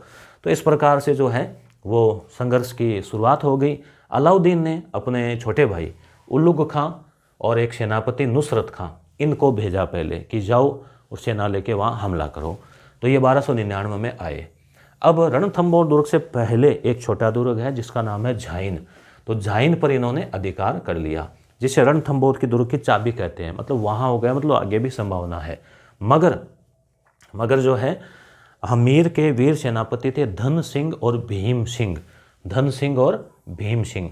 तो धन सिंह ने इसका जवाब दिया और नुसरत खां जो है वो मारा गया और उलुग खां भाग गया, जान बचाकर बच गया वो। तो ये भी क्वेश्चन पूछा गया कि कौन मारा गया। हालांकि इस प्रकार के क्वेश्चन को इतना ज़्यादा इंपॉर्टेंट नहीं रखते, मगर एग्जामिनर को लगता है कि फिर और तो सब जान रहे हैं विद्यार्थी इस हिसाब से।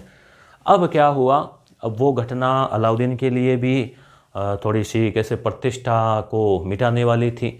अब जो है बड़ी सेना लेके और खुद अलाउद्दीन स्वयं आया 1301, नए साल की शुरुआत 1301 की, ठीक है। दुर्ग का घेरा डाला। अब दुर्ग को कोई इतना आसान काम तो है नहीं कि आते जीत लिया, तो कई महीने घेरा पड़ा रहा। अब उसने सोचा कि ऐसे तो कोई अंत होगा नहीं, पहाड़ी पे चढ़ना और फिर उसको जीतना असंभव है। तो उसने फिर दूसरा छल कपट की नीति अपनाई और बातचीत के लिए शुरू हुई। तो हमीर ने रतिपाल को, रणमल को भेजा।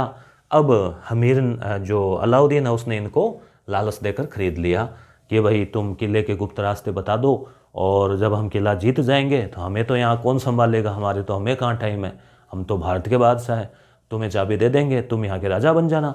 तो ये देशद्रोही आप मान सकते हैं, विश्वासघाती इनको मानते हुए इन्होंने क्या है, इन्होंने धोखा दिया और इन्होंने गुप्त रास्ते बता दिए। गुप्त रास्ते बताने से क्या हुआ कि कुछ सैनिक गुप्त रास्तों से घुस गए, अंदर जो तालाब वगैरह था उसका पानी दूषित करवा दिया, और अब सैनिकों को लगा कि किले के फाटक खोल के दुश्मन से युद्ध लड़ना ही एकमात्र उपाय है। और फिर जो है भयंकर भयानक युद्ध हुआ, और युद्ध के दरमियान ही फिर जब लगा कि जौहर हुआ, साका हुआ और रानी रंग देवी ने जो है वो जौहर किया, तो ये राजस्थान का प्रथम जौहर और साका माना जाता है। और इसकी जो पुत्री थी देवल, उसने जो है वहाँ तालाब था पदमला, वहाँ पर अपने जीवन की जो गरिमा की रक्षा के लिए अपने जो है जान की बाजी लगाई, तो जौहर किया। तो जल जौहर कहलाता है ये पुत्री देवल का। और जो बेगम चिमनी थी, बेगम चिमनी जो है वो मुहम्मद शाह की, मुहम्मद शाह भी युद्ध में जो आया था ना वो, तो शुरुआत में तो नया नया था, फिर यहाँ रहा तो हमीर के साथ घुल मिल गया। फिर उसने देखा कि देखो हमीर ने मेरे लिए जो है इतना बड़ा पंगा अलाउद्दीन से लिया है, तो वो भी युद्ध में बराबर लड़ा। जब वो घायल पड़ा था युद्ध में, तो अलाउद्दीन की उसकी नज़र पड़ी। अलाउद्दीन ने कहा कि भाई अब तुम्हारा इलाज करवा देते हैं, बोल क्या करेगा। तो कहा इलाज करवाते ही सबसे पहले तुम्हें ही जो है तुमसे ही बदला लूँगा। तो उसने वहीं पे उसको खात्मा करवा दी कि अच्छा बीमार पड़ा और अभी इलाज करवा के मेरे से बदला लेगा। वो भी अलाउद्दीन भी देखना चाह रहा था। और जब जीत गए अलाउद्दीन, तो रतिपाल गए कि लाओ भाई वो चाबी कहाँ, लाओ दुर्ग वाली चाबी दे दो। तो उन दोनों को उन्होंने कहा ठीक है यहाँ खड़े हो जाओ, दोनों को तलवार से सिर उड़ा दिया। सैनिकों ने पूछा अलाउद्दीन से कि आपने ये क्या किया, इन्होंने तो आपका साथ दिया था। तो कहा साथ नहीं, धोखा दिया इन्होंने अपने स्वामी को, आज उसको दिया कल मुझे देंगे, तो इनका इनाम इनकी चाबी यही है। तो इस प्रकार से जो है हमीर के बारे में कहा जाता है कि सिंह सवन सतपुरुष वचन कदली फलन एक बार त्रिया तेल हमीर हट चढ़े न दूजी बार। यानी हमीर का जो हट है, जो जिद है, उसने एक बार ठान ली तो ठान ली, ठीक है। कमिटमेंट एक बार कर दिया तो कर दिया, फिर खुद की भी नहीं सुनता। आपने डायलॉग सुना होगा वो। तो रणथंभौर दुर्ग जो है उसका निर्माण जयंत ने 5वीं सदी में किया था। गिरी दुर्ग है ये, वन दुर्ग भी है ये, बख्तरबंद है। अबुल फजल ने कहा है उलुग खां जो उस समय वो भाग गया था उसको वहाँ का प्रशासक बनाया रणथंभौर का। और हमीर 16 युद्ध उसने जीते थे। 17वां युद्ध था ये उसका, 17 पे खतरा हुआ और वो युद्ध हार गया। मूल्यांकन हम करें तो योद्धा था, हालांकि हट्टी जीती था और वीर था। अब है जालोर के चौहान।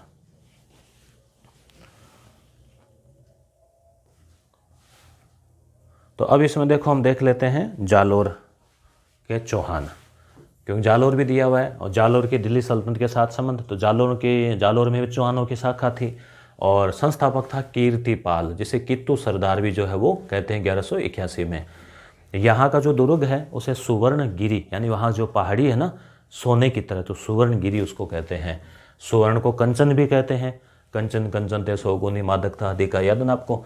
सोनगढ़ भी कहते हैं किले का नाम, इसलिए ये जो चौहान है वो सोनगरा चौहान कहलाते हैं। और सोनगिरी पहाड़ी के कारण इसमें कीर्तिपाल के बाद में समर सिंह एक शासक आया, एक उदय सिंह भी आया। उदय सिंह मेवाड़ वाला अलग है, ये अलग है। अब एक बार एग्जाम में पूछ लिया कि कौन जालोर के चौहान शासकों में नहीं था, तो उदय सिंह नाम भी दे दिया, समर सिंह दे दिया, कानड़ देव दे दिया, एक कोई और नाम दे दिया। तो कई विद्यार्थी कंफ्यूज हो जाते हैं, उदय सिंह तो शायद यहाँ नहीं होगा, वो तो वहीं था।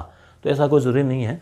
चाचिग देव आदि आए। अब है कानड़ देव, जिसका कि अलाउद्दीन से जो है संघर्ष हुआ। 1305 से 1311 शासनकाल है। अब जालोर से पहले बाड़मेर है, बाड़मेर में शिवाना दुर्ग है, तो वो भी इन्हीं के अधिकार में था।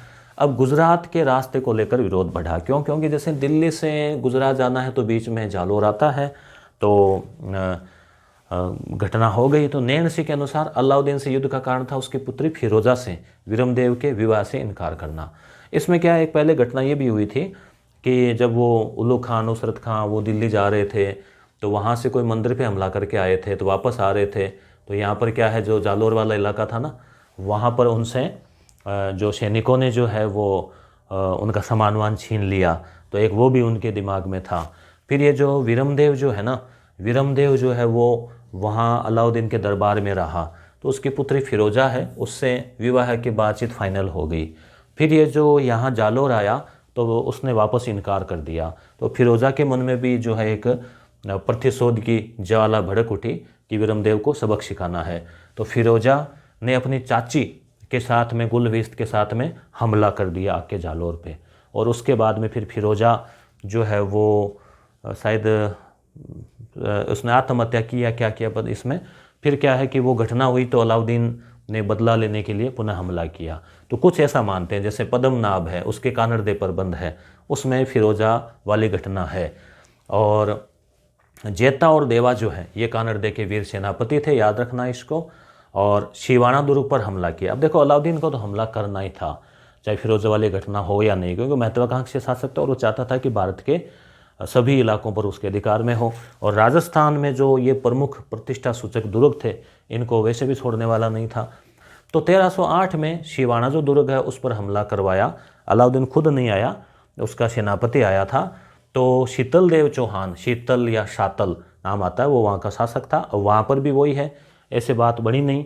तो फिर भावले जो है उसको भाव नाम भावताव करके और उसको खरीद लिया। और शिवाना का नाम रखा खेराबाद, याद रखना खेराबाद, शिवाना का खेराबाद, ठीक है। और वहाँ पर कमालुद्दीन ही था, शायद कमालुद्दीन नहीं।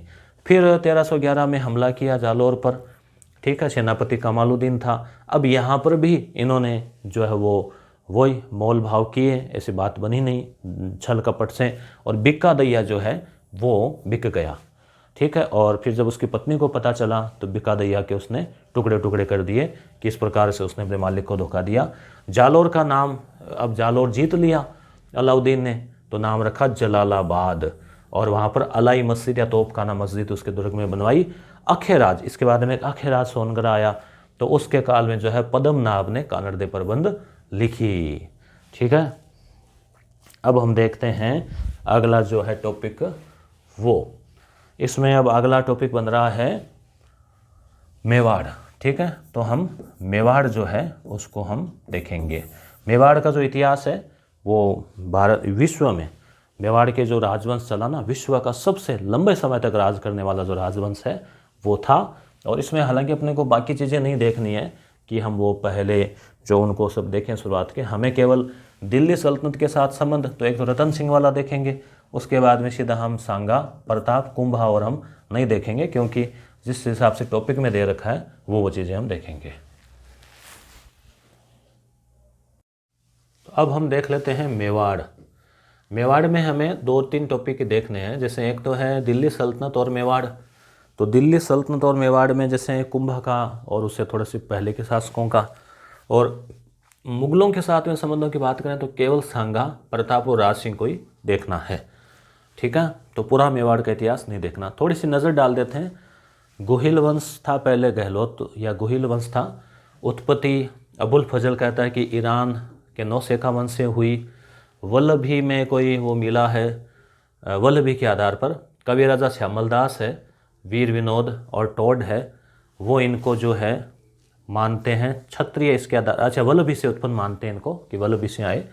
और आनंदपुर के ब्राह्मण डीआर भंडारकर मानते हैं कुंभलगढ़ प्रशस्ति के आधार पर विप्र गोत्र का बताया गया है। एकलिंग महात्म्य, उसके अलावा गोपीनाथ शर्मा, नैणसी आदि इसको मानते हैं। नैणसी और टोड ने 24 शाखाएं इनकी बताई है गुहिलों की, प्रतिहारों की 26 और इनकी 24 घंटे होते हैं ना, ऐसे याद रख लेना। संस्थापक गुहिल था, G.H. ओझा के अनुसार राजधानी थी नागदा, गुहिल नागदा। उसके बाद में रतन सिंह आया, यहीं से अपने शुरुआत होती है मेन, फिर हमने बीच में जो है उनको छोड़ दिया है बप्पा राव लोर को। तो रतन सिंह यानी दिल्ली सल्तनत और मेवाड़। तो अलाउद्दीन ने रण में जा, में यानी 2 नंबर, यानी 1301 1303, तो तीसरा जो है ना मेवाड़ 3 अक्षर है, तो 1303 में रणथंभौर पर आक्रमण किया। तो उस समय रतन सिंह जो है वो वहाँ का शासक था। तो अलाउद्दीन से युद्ध हुआ, कारण क्या है? एक तो पद्मिनी वाली कहानी है, वो बताते हैं, कुछ इतिहासकार मानते हैं कुछ नहीं मानते हैं। तो 1540 में मलिक मोहम्मद जायसी ने पद्मावत रचना की, उसमें भी इस कहानी का वर्णन है। सेनापति है वो गोरा और बादल थे, रतन सिंह के वीर सेनापति, जो कि युद्ध के दौरान वीर गति को प्राप्त हुए। रानी पद्मिनी ने यहाँ पर जो युद्ध हुआ उसमें जोहर किया। हम यहाँ पूरा घटनाक्रम देखेंगे, शीशे में दिखाना वगैरह पूरी कहानी, तो फिर वीडियो लंबा हो जाएगा। यहाँ हमारा उद्देश्य है फैक्ट फटाफट रिवीजन करना, तो वो हम हिस्ट्री जब विस्तार से कभी पढ़ेंगे तो उसमें हम देख सकते हैं। तो 1600 स्त्रियों के साथ में चित्तौड़ का पहला साका 1303 में हुआ था। उसके बाद में दूसरा साका 1336 में, और तीसरा जो 1500 जो है वो अकबर ने किया था ना 65-68। और युद्ध का लाइव वर्णन, मतलब यानी आंखों देखा वर्णन, अमीर खुसरो, ध्यान रखना, अबुल फजल अमीर खुसरो में कई बार कन्फ्यूजन हो जाता है। अमीर खुसरो अलाउद्दीन के टाइम था, ठीक है, और अबुल फजल अकबर के समय था, काफ़ी 300 सालों का अंतर है। तो इसकी किताब है खजाइन उल फुतूह है या तारीख अलाई, उसमें इसका वर्णन किया है। अब हुआ क्या कि अलाउद्दीन ने चित्तौड़ को जीत लिया, जीत कर नाम क्या रखा? खिजराबाद, क्योंकि उसका बेटा था खिजर खान, उसको वहाँ का संभाला कि भी तुम यहाँ संभालो। हालांकि वो ज़्यादा दिन टिक नहीं पाया क्योंकि वो वहाँ के लिए अनजान था, और मेवाड़ के लोगों ने वापस बदले की भावना से उसको भगा दिया। बाद में मूछाला मालदेव सोनगरा, जो कि जालौर का था, मालदेव, उसको मूछाला मालदेव, हो सकता है बड़ी बड़ी मूछें हो, तो उसको प्रशासक रहा। रावल शाखा का अंतिम शासक रतन सिंह था। तो ये बात हुई अपने दिल्ली सल्तनत के साथ में। अब हमीर की बात आती है, तो अभी भी दिल्ली सल्तनत तो उधर चली रही है क्योंकि 1526 तक थी, तो यहाँ और भी शासकों का पूछा जा सकता है। हमीर जो है, अब यहाँ पे हमने पद्मिनी की कहानी और युद्ध का घटनाक्रम वो सब एस्केप कर दिया है ताकि समय कम लगे। हमीर 1326 से 1364 तक शासक रहा। सिसोदा ठिकाने का था, इसलिए फिर ये सिसोदिया कहलाए। तो राणा शाखा की इसने स्थापना की, तो इसलिए राणा हमीर, राणा प्रताप, ठीक है, राणा कुंभा, वो सब आगे राणा कहलाए। मेवाड़ का उद्धारक इसको कहा जाता है क्योंकि उस संकट की घड़ी में, जैसे रतन सिंह के बाद एक गैप आ गया था, उसको पूरा किया संकट की घड़ी में। और इसको विषम घाटी पंचानन, यानी पंचानन जो है ना, शेर को भी कहा जाता है, तो विषम परिस्थितियों में शेर के समान इसको कुंभलगढ़ प्रशस्ति में कहा गया है। यह याद रखना आपको। सिंगोली का युद्ध बांसवाड़ा में हुआ, मोहम्मद तुगलक की सेना को हराया। मोहम्मद तुगलक आपको पता है, योजनाओं के लिए जो प्रसिद्ध था ना, तांबे के सिक्के चलाए वगैरह, वो मोहम्मद तुगलक है। तो सिंगोली का युद्ध। चित्तौड़ में अन्नपूर्णा माता का मंदिर बनाया। अब राणा लक्ष्य सिंह है। हालांकि इस समय भी दिल्ली सल्तनत को लेकर हमें देखना है, तो हम लक्ष्य सिंह के बारे में 3-4 बातें हैं। जैसे बूंदी में नकली दुर्ग की कथा है कि वो दुर्ग जो है वो जीत नहीं पाए, तो फिर एक नकली दुर्ग बना के मिट्टीकार उसको जीता, इस टाइप से। चांदी की खान मिल गई, बंजारे ने, छितर ने पिछोला झील बनाई। रणमल राठौड़ बहन से हंसाबाई वाली स्टोरी आपको पता थी, नारियल लेके गए वगैरह। पुत्र चूड़ा जो है उसको मेवाड़ का भीष्म पितामह कहा जाता है क्योंकि उसने जो है वो संन्यास लिया था, वो प्रण लिया था। तो अब लक्ष्य सिंह हो गया। अब है मोकल, लाखा और हंसाबाई का पुत्र। हंसाबाई वो मारवाड़ वाली और ये लाखा, रणमल का भांजा। त्रिभुवन नारायण मंदिर बनवाया और मोकल मंदिर कहते हैं चाचा मेरा ने हत्या कर दी। यहाँ कोई दिल्ली के साथ नहीं हुआ। अब दिल्ली सल्तनत के साथ संबंध थोड़ा राणा कुंभा का रहा, चित्तौड़ कुंभलगढ़ को बनाकर। तो कुंभा के बारे में थोड़ा देख लेते हैं। सारंगपुर का युद्ध किया, मालवा के खिलजी को हराया, फिर वो कीर्ति स्तंभ बनवाया। अबुल फजल ने इस घटना का वर्णन किया है। बाबर ने भी कुंभा का वर्णन किया है तुजुके बाबरी में। 32 दुर्ग बनवाए, कुंभलगढ़ वगैरह। कटारगढ़ के बारे में वो कहता है ये इतना ऊंचा है, सिर की पगड़ी गिर जाती है, अबुल फजल। शिल्पी मंडन ने पुस्तकें लिखी, रूप मंडन, श्रृंगार मंडन। कुंभा को हम शॉर्ट क्यों पढ़ रहे हैं, क्योंकि दिल्ली से जोड़कर जो घटना है वही हम गौर करेंगे उस पर। कीर्ति स्तंभ है, एकलिंग जी का मंदिर है, श्रृंगार चौरी, कुंभ स्वामी, ठीक है। पाली में जो रणकपुर का जैन मंदिर है 1444 खंबे, उसमें भी कुंभा ने अनुमति दी उसकी। कान्हा व्यास ने एकलिंग मातम्य लिखा। कुंभा ने संगीत राज लिखी, संगीत मीमांसा ये लिखा। जयदेव की गीत गोविंद जो बंगाल में था ना, जयदेव बंगाल के शासक लक्ष्मण सेन के दरबार में, उसकी किताब पर उसने नई किताब और लिखी, उसे टीका कहते हैं। कवियत्री और महेश ने कीर्ति प्रशस्ति लिखी। उदा ने कुंभा की हत्या कर दी। कुंभा की उपाधियाँ अभिनव भट्टाचार्य, हाल गुरु, शैल गुरु, छाप गुरु, हिंदू सुल्तान। हिंदू सुल्तान कुंभा को कहते हैं, हिंदू पत राणा सांगा को कहते हैं। उसके बाद में रायमल है। रायमल मारवाड़ में विवाह है, पत्नी श्रृंगार देवी, गोसुंडी की बावड़ी। फिर राणा सांगा है। तो राणा कुंभा का दिल्ली सल्तनत का सीधा कोई संबंध नहीं रहा। मालवा के महमूद खिलजी, कुंभा के समय वो फर्स्ट था, सांगा के समय वो सेकंड था, उसका नाम सेकंड है, तो उनसे संघर्ष हुआ। अब राणा सांगा है। अब बात आ जाती है उधर दिल्ली सल्तनत 1526 तक रही। तो वो था उस समय इब्राहिम लोदी था, लोदी वंश का अंतिम शासक। और उस इब्राहिम लोदी जो है वो युद्ध में हारा पानीपत के तीसरे में, और बाबर शासक बन गया 1526 में। तो 1509 से 27 इसका काल है सांगा का। तो इसके समय दिल्ली सल्तनत में इब्राहिम लोदी रहा, फिर बाबर भी रहा, ठीक है। तो हिंदू पत इसको कहते हैं। हिंदुआ सूरज बप्पा, हिंदू सुल्तान कुंभा, हिंदू पथ सांगा, ये तीनों नाम थोड़ा ध्यान रख लेना। ईडर को लेकर गुजरात से विवाद हुआ। सैनिक का भग्नावशेष तोड़ने कहा है क्योंकि शरीर पर इतने सारे 80 घाव थे। खातौली का युद्ध, ये इंपॉर्टेंट है क्वेश्चन। 1517 में इब्राहिम लोदी को हराया बूंदी कोटा के पास में। बाड़ी धौलपुर का युद्ध पुनः पराजित किया। तो खातौली और बाड़ी, ये क्वेश्चन पूछा जाता है किसको हराया, इब्राहिम लोदी की सेना को हराया। किसने, कुंभा ने। गागरोन का युद्ध, तो गागरोन सांगा, गागरोन याद रखना। मालवा में जो महमूद खिलजी द्वितीय वहाँ का शासक था, उसको हराया मेदिनी राय की सहायता के लिए। उसे पराजित किया, 6 माह तक बंदी रखा। खानवा का युद्ध 17 मार्च 1527 भरतपुर में है। खानवा बाबर ने तुलगमा पद्धति काम में ली, सांगा घायल हो गया, 2 साल ले गए। फिर कालपी मध्य प्रदेश में जहर देने से मृत्यु हो गई। समाधि मांडलगढ़ है, सांगा मांडलगढ़, जैसे त्रिक्यातंग सांगा, ठीक है, और मांडलगढ़ ऊपर बिंदु से याद रख लेना। प्रताप की है बारडोली, ठीक है। खानवा के युद्ध में चंदेरी का मेदिनी राय, ये याद रखना आपको। आमेर से पृथ्वीराज कछवाहा, जोधपुर से कुंवर मालदेव, जो मालदेव आगे शक्तिशाली शासक बना। काठियावाड़ से झाला अज्जा, मेवात से हसन खान। अज्जा ने जो है ना सांगा की वेशभूषा, सांगा के राज चिन्ह धारण करके युद्ध को जारी रखा था। मेवात अलवर से हसन खां मेवाती, जालोर से अखेराज सोनगरा, बीकानेर से कुंवर कल्याणमल, वो रायमल के पिताजी, देवलिया से बाघ सिंह, सिरोही से अखेराज देवड़ा, 2 है अखेराज जालोरिया से, उपरमाल से अशोक परमार और महमूद लोधी भी शामिल हुए थे। मूल्यांकन 1 लाख सेना, 7 राजा, 9 राव, 104 सरदार थे। मगर खानवा के युद्ध में जो है वो पराजय हो गई। अब कई कारण है जीतता क्यों हो, पराजय क्यों हुई, युद्ध के कारण, वो हमें यहाँ कोई विस्तार से करना नहीं है। राणा विक्रमादित्य और मुगलों की बात करें तो सांगा, उनकी पत्नी कर्मावती, इनका पुत्र था विक्रमादित्य। गुजरात से बहादुर शाह ने हमला किया। उस समय मुगल शासक कौन था? हुमायूं।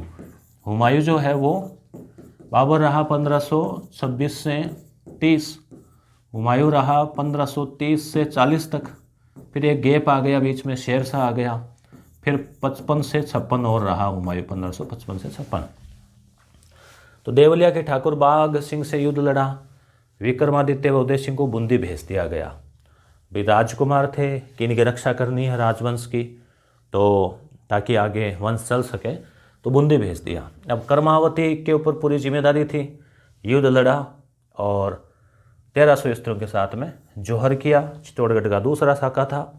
पहला 1302-3 में हुआ, फिर 34 में हुआ, फिर 68 में हुआ।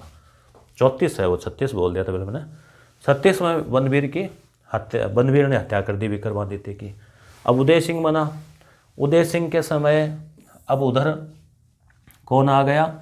1556 में आ गया अकबर दिल्ली में। 56 से लेकर 1605 तक रहा। तो अब इनका संघर्ष हुआ अकबर से। 1559 में उदयपुर बसाया। गिरवा क्षेत्र में उदय सागर झील, मोती मगरी। अकबर का आक्रमण हुआ 1567 में। जयमाल संग्राम बंदूक से घायल हो गया। यानी जो उदय सिंह है इसके वीर सेनापति थे जयमल और पत्ता, ठीक है। तो जयमल जो है वो किले की मरम्मत कर रहा था। अकबर ने बंदूक से गोली चलाई और संग्राम नाम की बंदूक थी, वो घायल हो गया।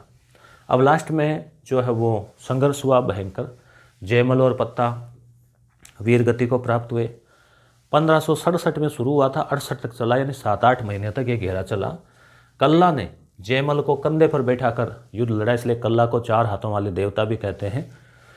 फतेह की पत्नी जो है फूल कंवर, उसने जौहर किया और ये तीसरा शाखा कहलाया। उदयपुर पहाड़ियों में चले गए थे। किले के रक्षा की जिम्मेदारी जयमल और पत्ता की थी। तो कहानी आपको पता है। फिर अकबर ने यहाँ पर 30,000 का कत्लेआम करवाया। वो उसकी सभी विजयों पर एक कलंक है, क्योंकि इतना वो आक्रोशित उद्वेलित हो गया था।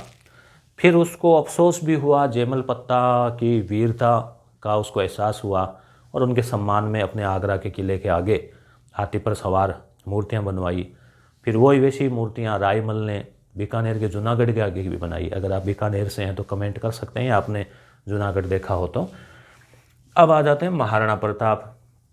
तो प्रताप 1572 से 97 में तो मुख्यतः संघर्ष हुआ अकबर से। इनको लेकर भी क्वेश्चन, लगभग एक क्वेश्चन एग्जाम में पूछा जाता है, क्योंकि जो है वो आज़ादी और देशभक्ति के प्रेरक है, आदर्श है। तो माता जयंती बाई, पिता उदय सिंह, पत्नी अजबदे और भाई शक्ति सिंह, सगा भाई। फिर जगमाल वो और था, वो ये सगा शक्ति सिंह था। जन्म 9 मई 1540 कुंभलगढ़ में, जो कटारगढ़ ना ऊंचे वाला हिस्सा, वहाँ पे। राज्याभिषेक गोगुंदा में हुआ 1572 में, ठीक है। ये यहाँ से सीधे प्रश्न बनेंगे। बचपन का नाम था किक्का। किक्का का अर्थ होता है छोटा बालक। उत्तराधिकारी जो है वो पहले जगमाल को बनाया, मगर फिर प्रजा ने प्रताप को बनाया। मातृभूमि की रक्षा की शपथ ली थी कि कुटिया में ज़मीन पे सोऊंगा वगैरह वो कुंभलनेर में ली थी। राजधानी गोगुंदा है उदयपुर में, कुंभलगढ़ उदयपुर में, चावंड चित्तौड़गढ़ में। ये राजधानी रही पहले गोगुंदा। गोकूचा, ये ट्रिक आप याद रख लेना, गोकूचा ये राजधानी इस प्रकार से परिवर्तित की। क्यों? क्योंकि मुगलों से खतरा था, तो गोकूचा आ गया गोकुचा। ठीक है, तो गोगुंदा, कुंभलगढ़ और चावंड। अकबर का राजदूत जमा भाटो 4 आए। जमा भाटो का मतलब जैसे पहले जलाल खां को भेजा, ठीक है, जलाल खां, उसके बाद में माँ से मान सिंह को भेजा समझाने के लिए कि भाई दोस्ती वगैरह हो जाए, संधि हो जाए। मगर महाराणा प्रताप जो है किसी भी सूरत में अपने स्वाभिमान और मातृभूमि की रक्षा से समझौता करने वाले थे नहीं। भय से आ जाएगा जमा भाटो भट्टो भगवान दास, भगवान दास, ठीक है, बहारमल नहीं भगवान दास है। बहारमल तो बुजुर्ग हो चुके थे ना बहुत ज़्यादा। टो से टोडरमल है, ठीक है ना, ठीक है, टोडरमल। इन चारों को बारी बारी भेजा। ये है 72 में, 1572 में, ये है 73 में, सर ऐसा ही है, या फिर ये 1 72 है, ये 3 73 ऐसा कुछ है। हाँ, ये 72 है जलाल खां, बाकी ये तीनों जो है वो 73 है 1573 में। ठीक है, अब मान सिंह भगवान दास टोडरमल लिखा हुआ भी है 73। प्रताप के प्रमुख सहयोगी, अब बात बनी नहीं। फिर युद्ध हुआ हल्दीघाटी का। युद्ध में जो सहयोगी थे उसमें एक तो पूंजा भील है, भीलों में एक भामाशाह है और एक सूरी है। सूरी जो है वो सूरी था ना, उस आगे नाम आ जाएगा उसका। अब है हल्दीघाटी का युद्ध। तो हल्दीघाटी का युद्ध जो है वो 18 जून 1576 को हुआ। राजसमंद में पड़ता है हल्दीघाटी। मुगल सेना में मान सिंह ने नेतृत्व किया और साथ में आसफ खान, बदायूनी। बदायूनी का ध्यान रखना, अकबर के नवरत्न में शामिल नहीं था। अकबर की इससे कोई खास बनती नहीं थी, क्योंकि ये अकबर की आलोचना करता रहता था। ये अकबर की उदारता सहित सुनाता से जो है ये जलता था, मतलब ये कट्टरता पे ज़्यादा था। ये युद्ध में साथ में था, इसने युद्ध का वर्णन किया है। इसकी बदायूनी की रचना है मुंतखब उत तवारीख। और हरावल दस्ता, हरावल मतलब हराने के लिए, तो ऐसे याद रखना, हरावल मतलब अग्रिम दस्ते को हरावल बोलते थे। चंदावल होता था पीछे वाला। हरावल दस्ते में जगन्नाथ कछवाहा था। ठीक है, किस में? मुगल सेना में। अकबर खुद नहीं आया था सेना में, इन्हीं को भेजा था। मेवाड़ सेना में प्रताप ने किया, हरावल में हकीम का सूर थे। अब देखो, इधर हकीम का सूर है, उधर जगन्नाथ कछवाहा है। शुरुआत में प्रताप का पलड़ा भारी रहा, मगर अकबर के आने की अफवाह फैला दी कि अकबर बादशाह सलामत स्वयं आ रहे हैं। तो फिर सेना में जोश आ गया, भागती सेना पुनः इकट्ठी हो गई। मेहतर खान ने यह अफवाह फैलाई थी और बाजी पलट दी। फिर जो है युद्ध का पलड़ा मुगलों के पक्ष में भारी हो गया और महाराणा प्रताप जो है युद्ध स्थल को छोड़कर अन्यत्र उनको जाना हुआ। युद्ध के अन्य नाम मेवाड़ के थर्मोपल्ली टोड ने कहा है, और गोगुंदा का युद्ध बदायूनी ने कहा है, खमनोर का युद्ध अबुल फजल ने कहा है। तो ये तीनों आपको नाम याद रखने हैं। गोगुंदा गोगुंदा बंदा, गोगुंदा बंदा, गुंदा बंदा, ऐसे आप ट्रिक याद रख लेना। और खमनोर जो है अबुल फजल ने कहा है। बदायूनी की पुस्तक तवारीख झाला बिद्दा, देखो सांगा के समय तो झाला अज्जा, इनके समय झाला बिद्दा, तो ये महाराणा प्रताप के तरह मिलता जुलता था। तो युद्ध का संचालन जारी रखा राचिन धारण करके। परिणाम जो है, अकबर ने कहा था कि प्रताप को जिंदा या मुर्दा पकड़ कर लाना मेरे सामने, तो वो जो है वो हो नहीं सके। तो इस प्रकार से परिणाम जो है वो इसका युद्ध का किसी के भी पक्ष में नहीं रहा, शून्य रहा एक तरह से। कुंभलगढ़ का युद्ध, अब अकबर ने और सेना जारी रखा महाराणा प्रताप को पकड़ने के लिए, तो कुंभलगढ़ पर अधिकार के लिए भेजा। तो अकबर ने 3 बार शाहबाज खान को भेजा, याद रखना, बाज, शाहबाज ऐसे याद रखना, बाज 3 बार उड़कर आया ऐसे ट्रिक से, और कुंभलगढ़ के ऊपर बैठ गया, बाज बैठ गया। तो ऐसे ट्रिक याद रह जाएगी, शाहबाज को भेजा 3 बार। कुंभल गढ़ तो सुबह में लगता ही है, कुंभल 3 अक्षर है ना, तो ऐसे भी जोड़ सकते हो। 77, 78, 79, मगर प्रताप को पकड़ नहीं सका। उसके बाद में अब्दुल रहीम खान खाना, जो हिंदी साहित्य में आप पढ़ते हो रहीम, तो वो उनको भेजा, वह सैदपुर में रुका।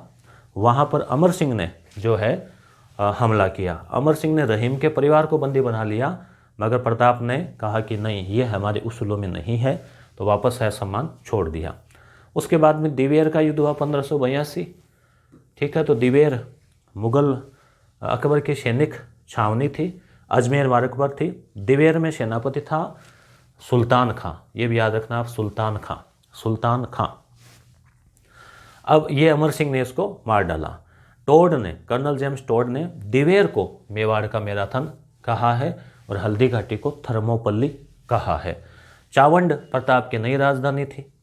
गोकुचा गोगुंदा में राज्याभिषेक राजधानी। फिर कुंभलगढ़ हाथ से निकल गया, वो शाहबाज 3 बार आके बैठ गया था ना आपको। उसके बाद में चावंड को उसने अपनी राजधानी बनाया। चावंड में फिर थोड़ा समय मिला, तो अब राजा महाराजा है, फुर्सत में कलाकार होते हैं, चित्र वित्र बनाते हैं, तो चित्रशैली नासिरुद्दीन या नासिरदी महाराणा प्रताप का प्रसिद्ध चित्रकार था जिसने चित्र वित्र बनाए।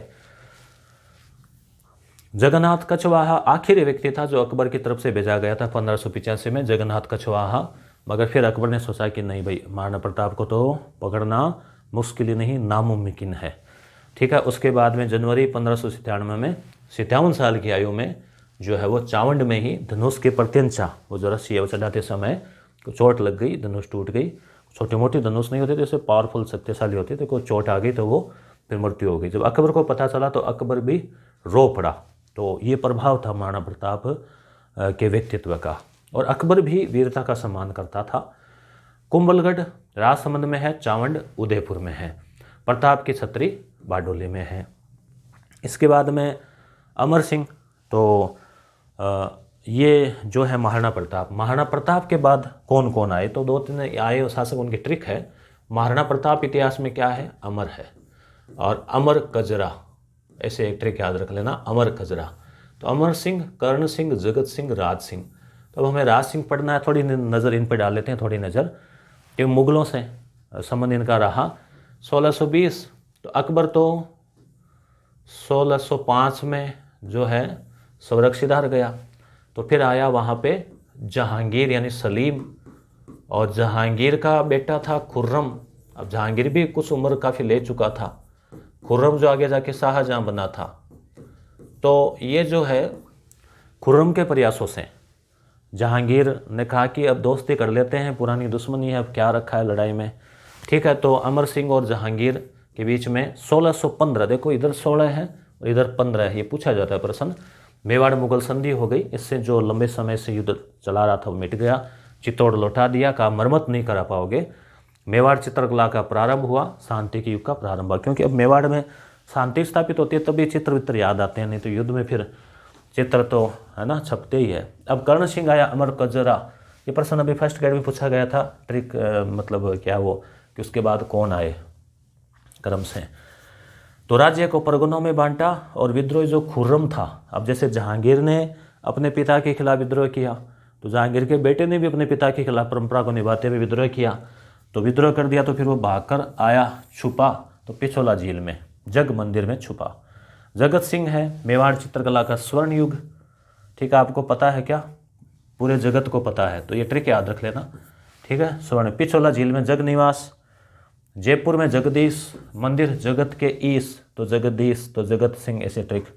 राज सिंह, इनके समय अपने टॉपिक में दे रखा है, तो 1652 से 80 इनका संघर्ष हुआ। अब देखो इस समय 1657 में मुगलों का जो शासक है वो औरंगजेब बन चुका था।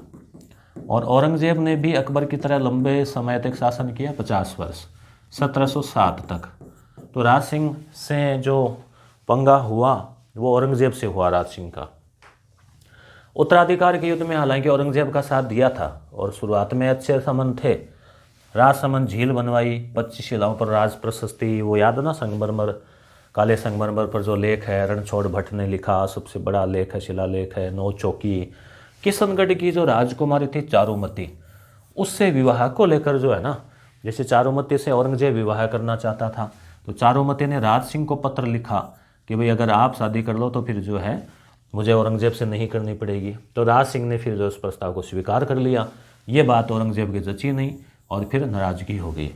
अब औरंगजेब ने उधर जजिया कर लगा दिया था, अकबर ने तो 1564 में इसको बंद किया था और अकबर ने पुनः लगा दिया। तो राज सिंह ने इसका पुरजोर विरोध किया। विजय करकातू कहा जाता है राज सिंह को। सलुम्बर के रावत रतन सिंह था यहाँ उदयपुर में, सलुम्बर में। उसकी पत्नी हाड़ी रानी थी सलह कंवर। तो इनका विवाह हुआ था नया नया, तो युद्ध में जाना था। तो रतन सिंह ने कहा कि भाई अब युद्ध में जा रहे हैं तो कोई निशानी वगैरह जो है वो दो। तो फिर उसको लगा कि महाराज जी का मन जो है वो यहीं पे रहेगा महल में, तो फिर इसने अपना सर काट के भिजवा दिया। तो ये हाड़ी रानी जो है वो गोमती नदी के जल से राजसमंद झील बनवाई, श्रीनाथ जी नाथ द्वारा में कांकरोली द्वारकाधीश जी का जो है वो मंदिर बनवाया। अब हम देखते हैं टॉपिक में क्या रहा है इसमें। तो दोस्तों इस प्रकार से देखो हमने सांगा, प्रताप, ठीक है, और राज सिंह जो वो देख लिया है।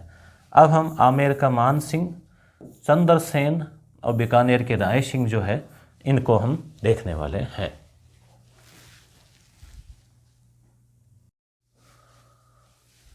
अब हम देख लेते हैं मान सिंह, उसके बाद में चंद्रसेन, उसके बाद में राय सिंह, और फिर ये क्लास पूरी हो जाएगी, लगभग 2 घंटे की क्लास।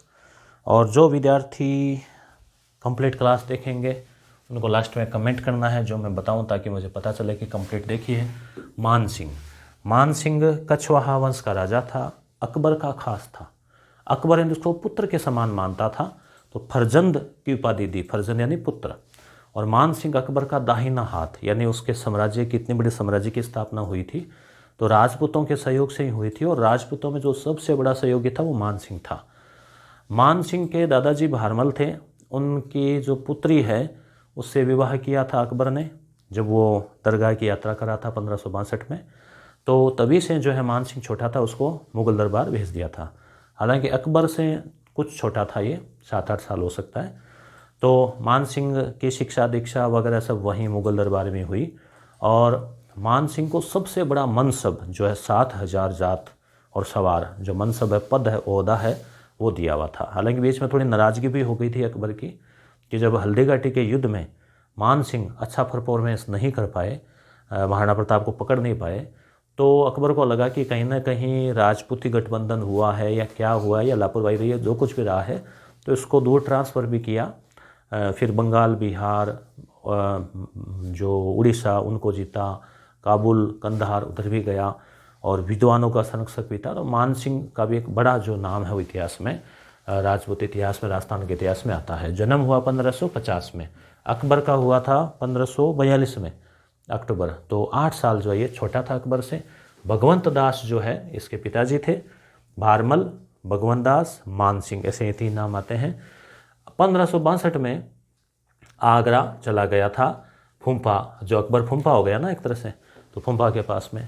अब शेवा को अगर हम देखें 3 कालों में बांट कर देखें, हालांकि कोई ऐसे याद नहीं रखना है कि पहला काल ये, एक अनुमान के लिए हल्दीघाटी के युद्ध से पहले का समय, हल्दीघाटी के बाद कुछ चेंज आ गया लाइफ में, और फिर एक लास्ट का समय जब इनके पिताजी की मृत्यु हो गई और ये अमेर का शासक बना। तो हल्दीघाटी के युद्ध की तक की बात करें तो रणथंभौर का अभियान हुआ था 1568 में। उसमें ये सुरजन हाड़ा वहाँ रणथंभौर का शासक था, तो उसने संधि कर ली, तो साथ में था। 1573 में आपको हमने पढ़ा था, जय माँ भट्टो, माँ यानी मान सिंह 2 नंबर पे 73 में समझाने गया था, बात बनी नहीं। फिर हल्दीघाटी का युद्ध हुआ, हल्दीघाटी के युद्ध का हम पहले पढ़ चुके हैं। शेवा का दूसरे काल, हल्दीघाटी के बाद की बात करें तो अब अकबर ने इसको दूर भेज दिया, बंगाल, बिहार, उड़ीसा, वहाँ पर विद्रोह हो रहे थे, वहाँ भेजा। हालांकि योग्यता भी थी तब भी भेजा। तो 18 जून 1576 ये है 86। फिर काबुल में रोशनिया, अब देखो उधर से फिर अब कहाँ बंगाल, फिर कहाँ काबुल, अफगानिस्तान। और उस समय, आजकल तो ट्रेनें, हवाई जहाज़ें हैं, उस समय घुड़सवार घोड़ा था वो कार की तरह एक तरह से। उस समय की जो स्कॉर्पियो या फॉर्च्यूनर घोड़ा ही हुआ करता था। तो 1586 में काबुल में गया, रोशनिया, यूसुफ जाइयाँ विद्रोह था, उनका दमन किया, सूबेदार रहा, टोडरमल भी साथ गया। आगे फिर जो है वापस बिहार आना पड़ा पुनः है, देखो 86 वहाँ, 87 वहाँ, ठीक है, बिहार का सूबेदार रहा। फिर 89 में आमेर आना पड़ा, आमेर का राज्याभिषेक हुआ। उसके बाद में अकबर ने इसको फरजंद की और राजा की उपाधि प्रदान की, राजा और फरजंद याद रखना। 1591 में पुनः बिहार जाना पड़ा, क्योंकि वो इलाका बड़ा अशांत था और बार बार विद्रोह हो जाता था। उसका दमन के लिए मान सिंह जैसा योग्य सेनापति ही जा सकता था। और उड़ीसा के शासक रामचंद्र को पराजित किया, उसकी पुत्री अक्षय देवी से विवाह किया, उड़ीसा में पहली बार मुगल साम्राज्य को शामिल किया। बंगाल के जो ढाका है राजधानी, उसके राजा केदार को पराजित किया।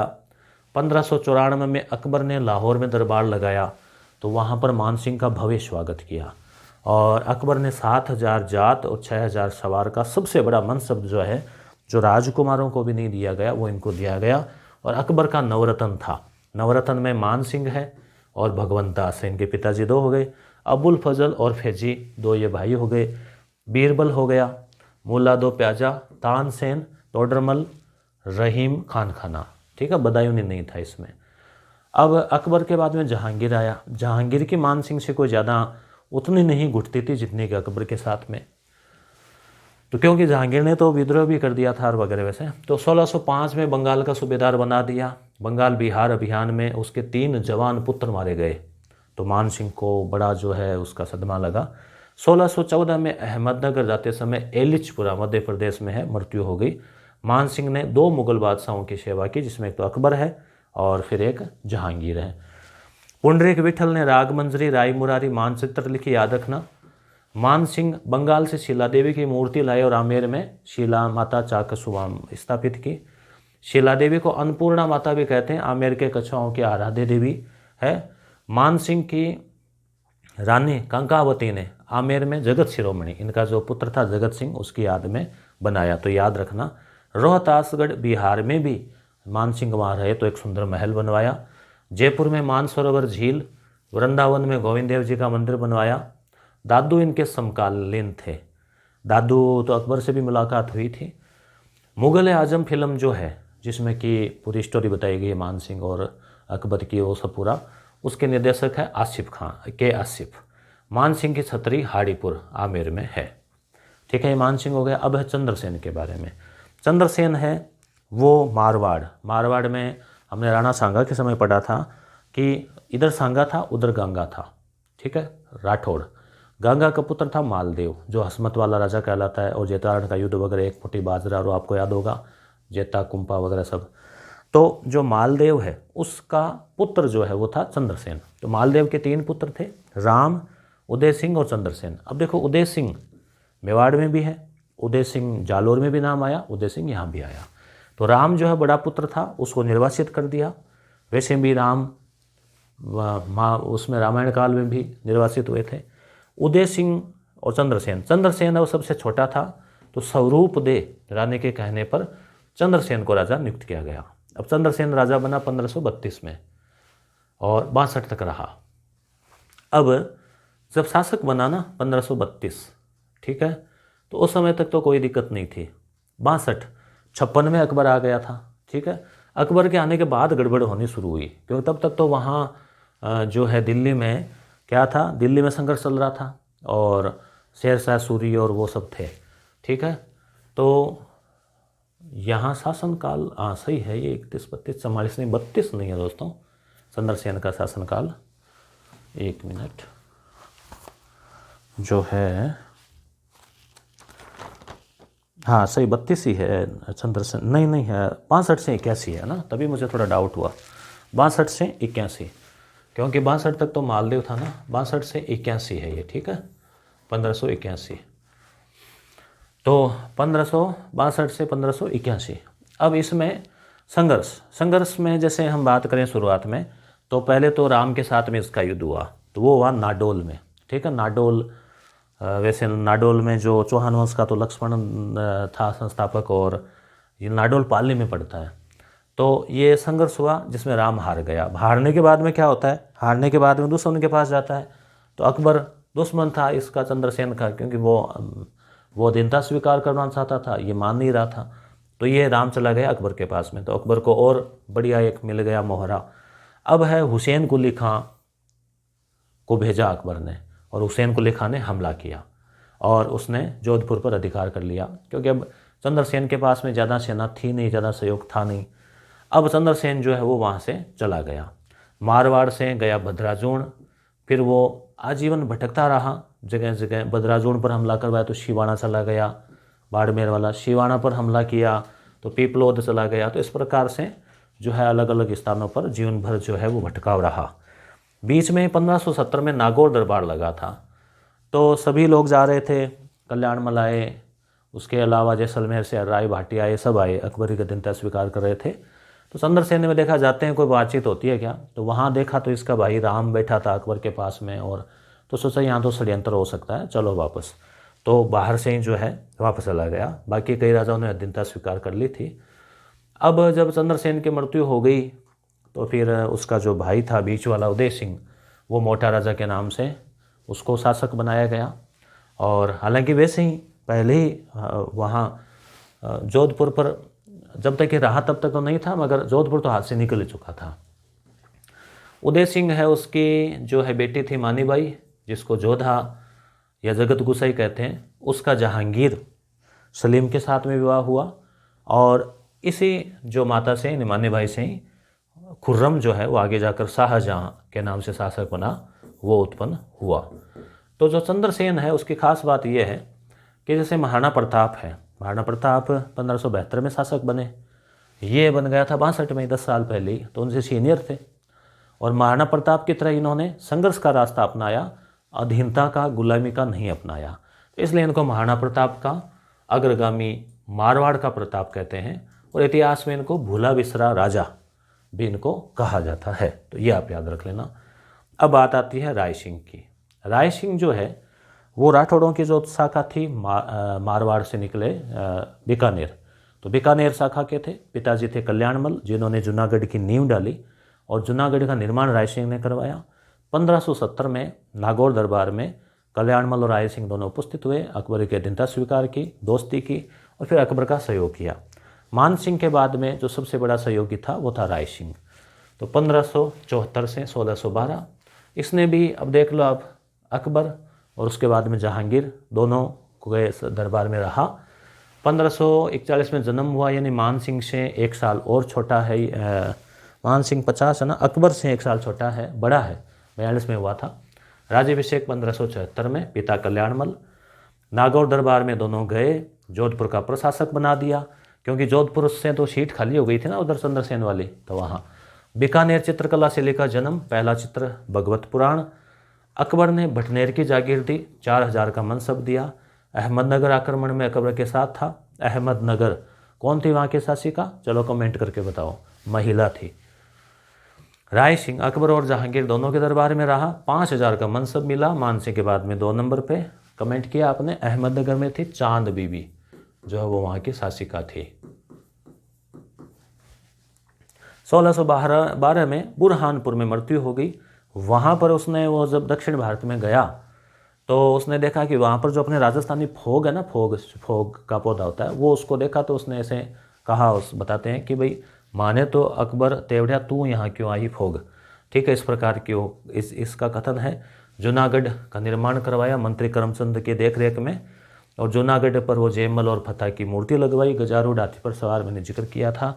अकबर ने आगरा में बनाई थी और उसको देखकर राय सिंह ने संस्कृत भाषा में राय सिंह महोत्सव लिखी, ज्योतिष रत्नमाला लिखी, बाल बोधिनी पट्टिका लिखी।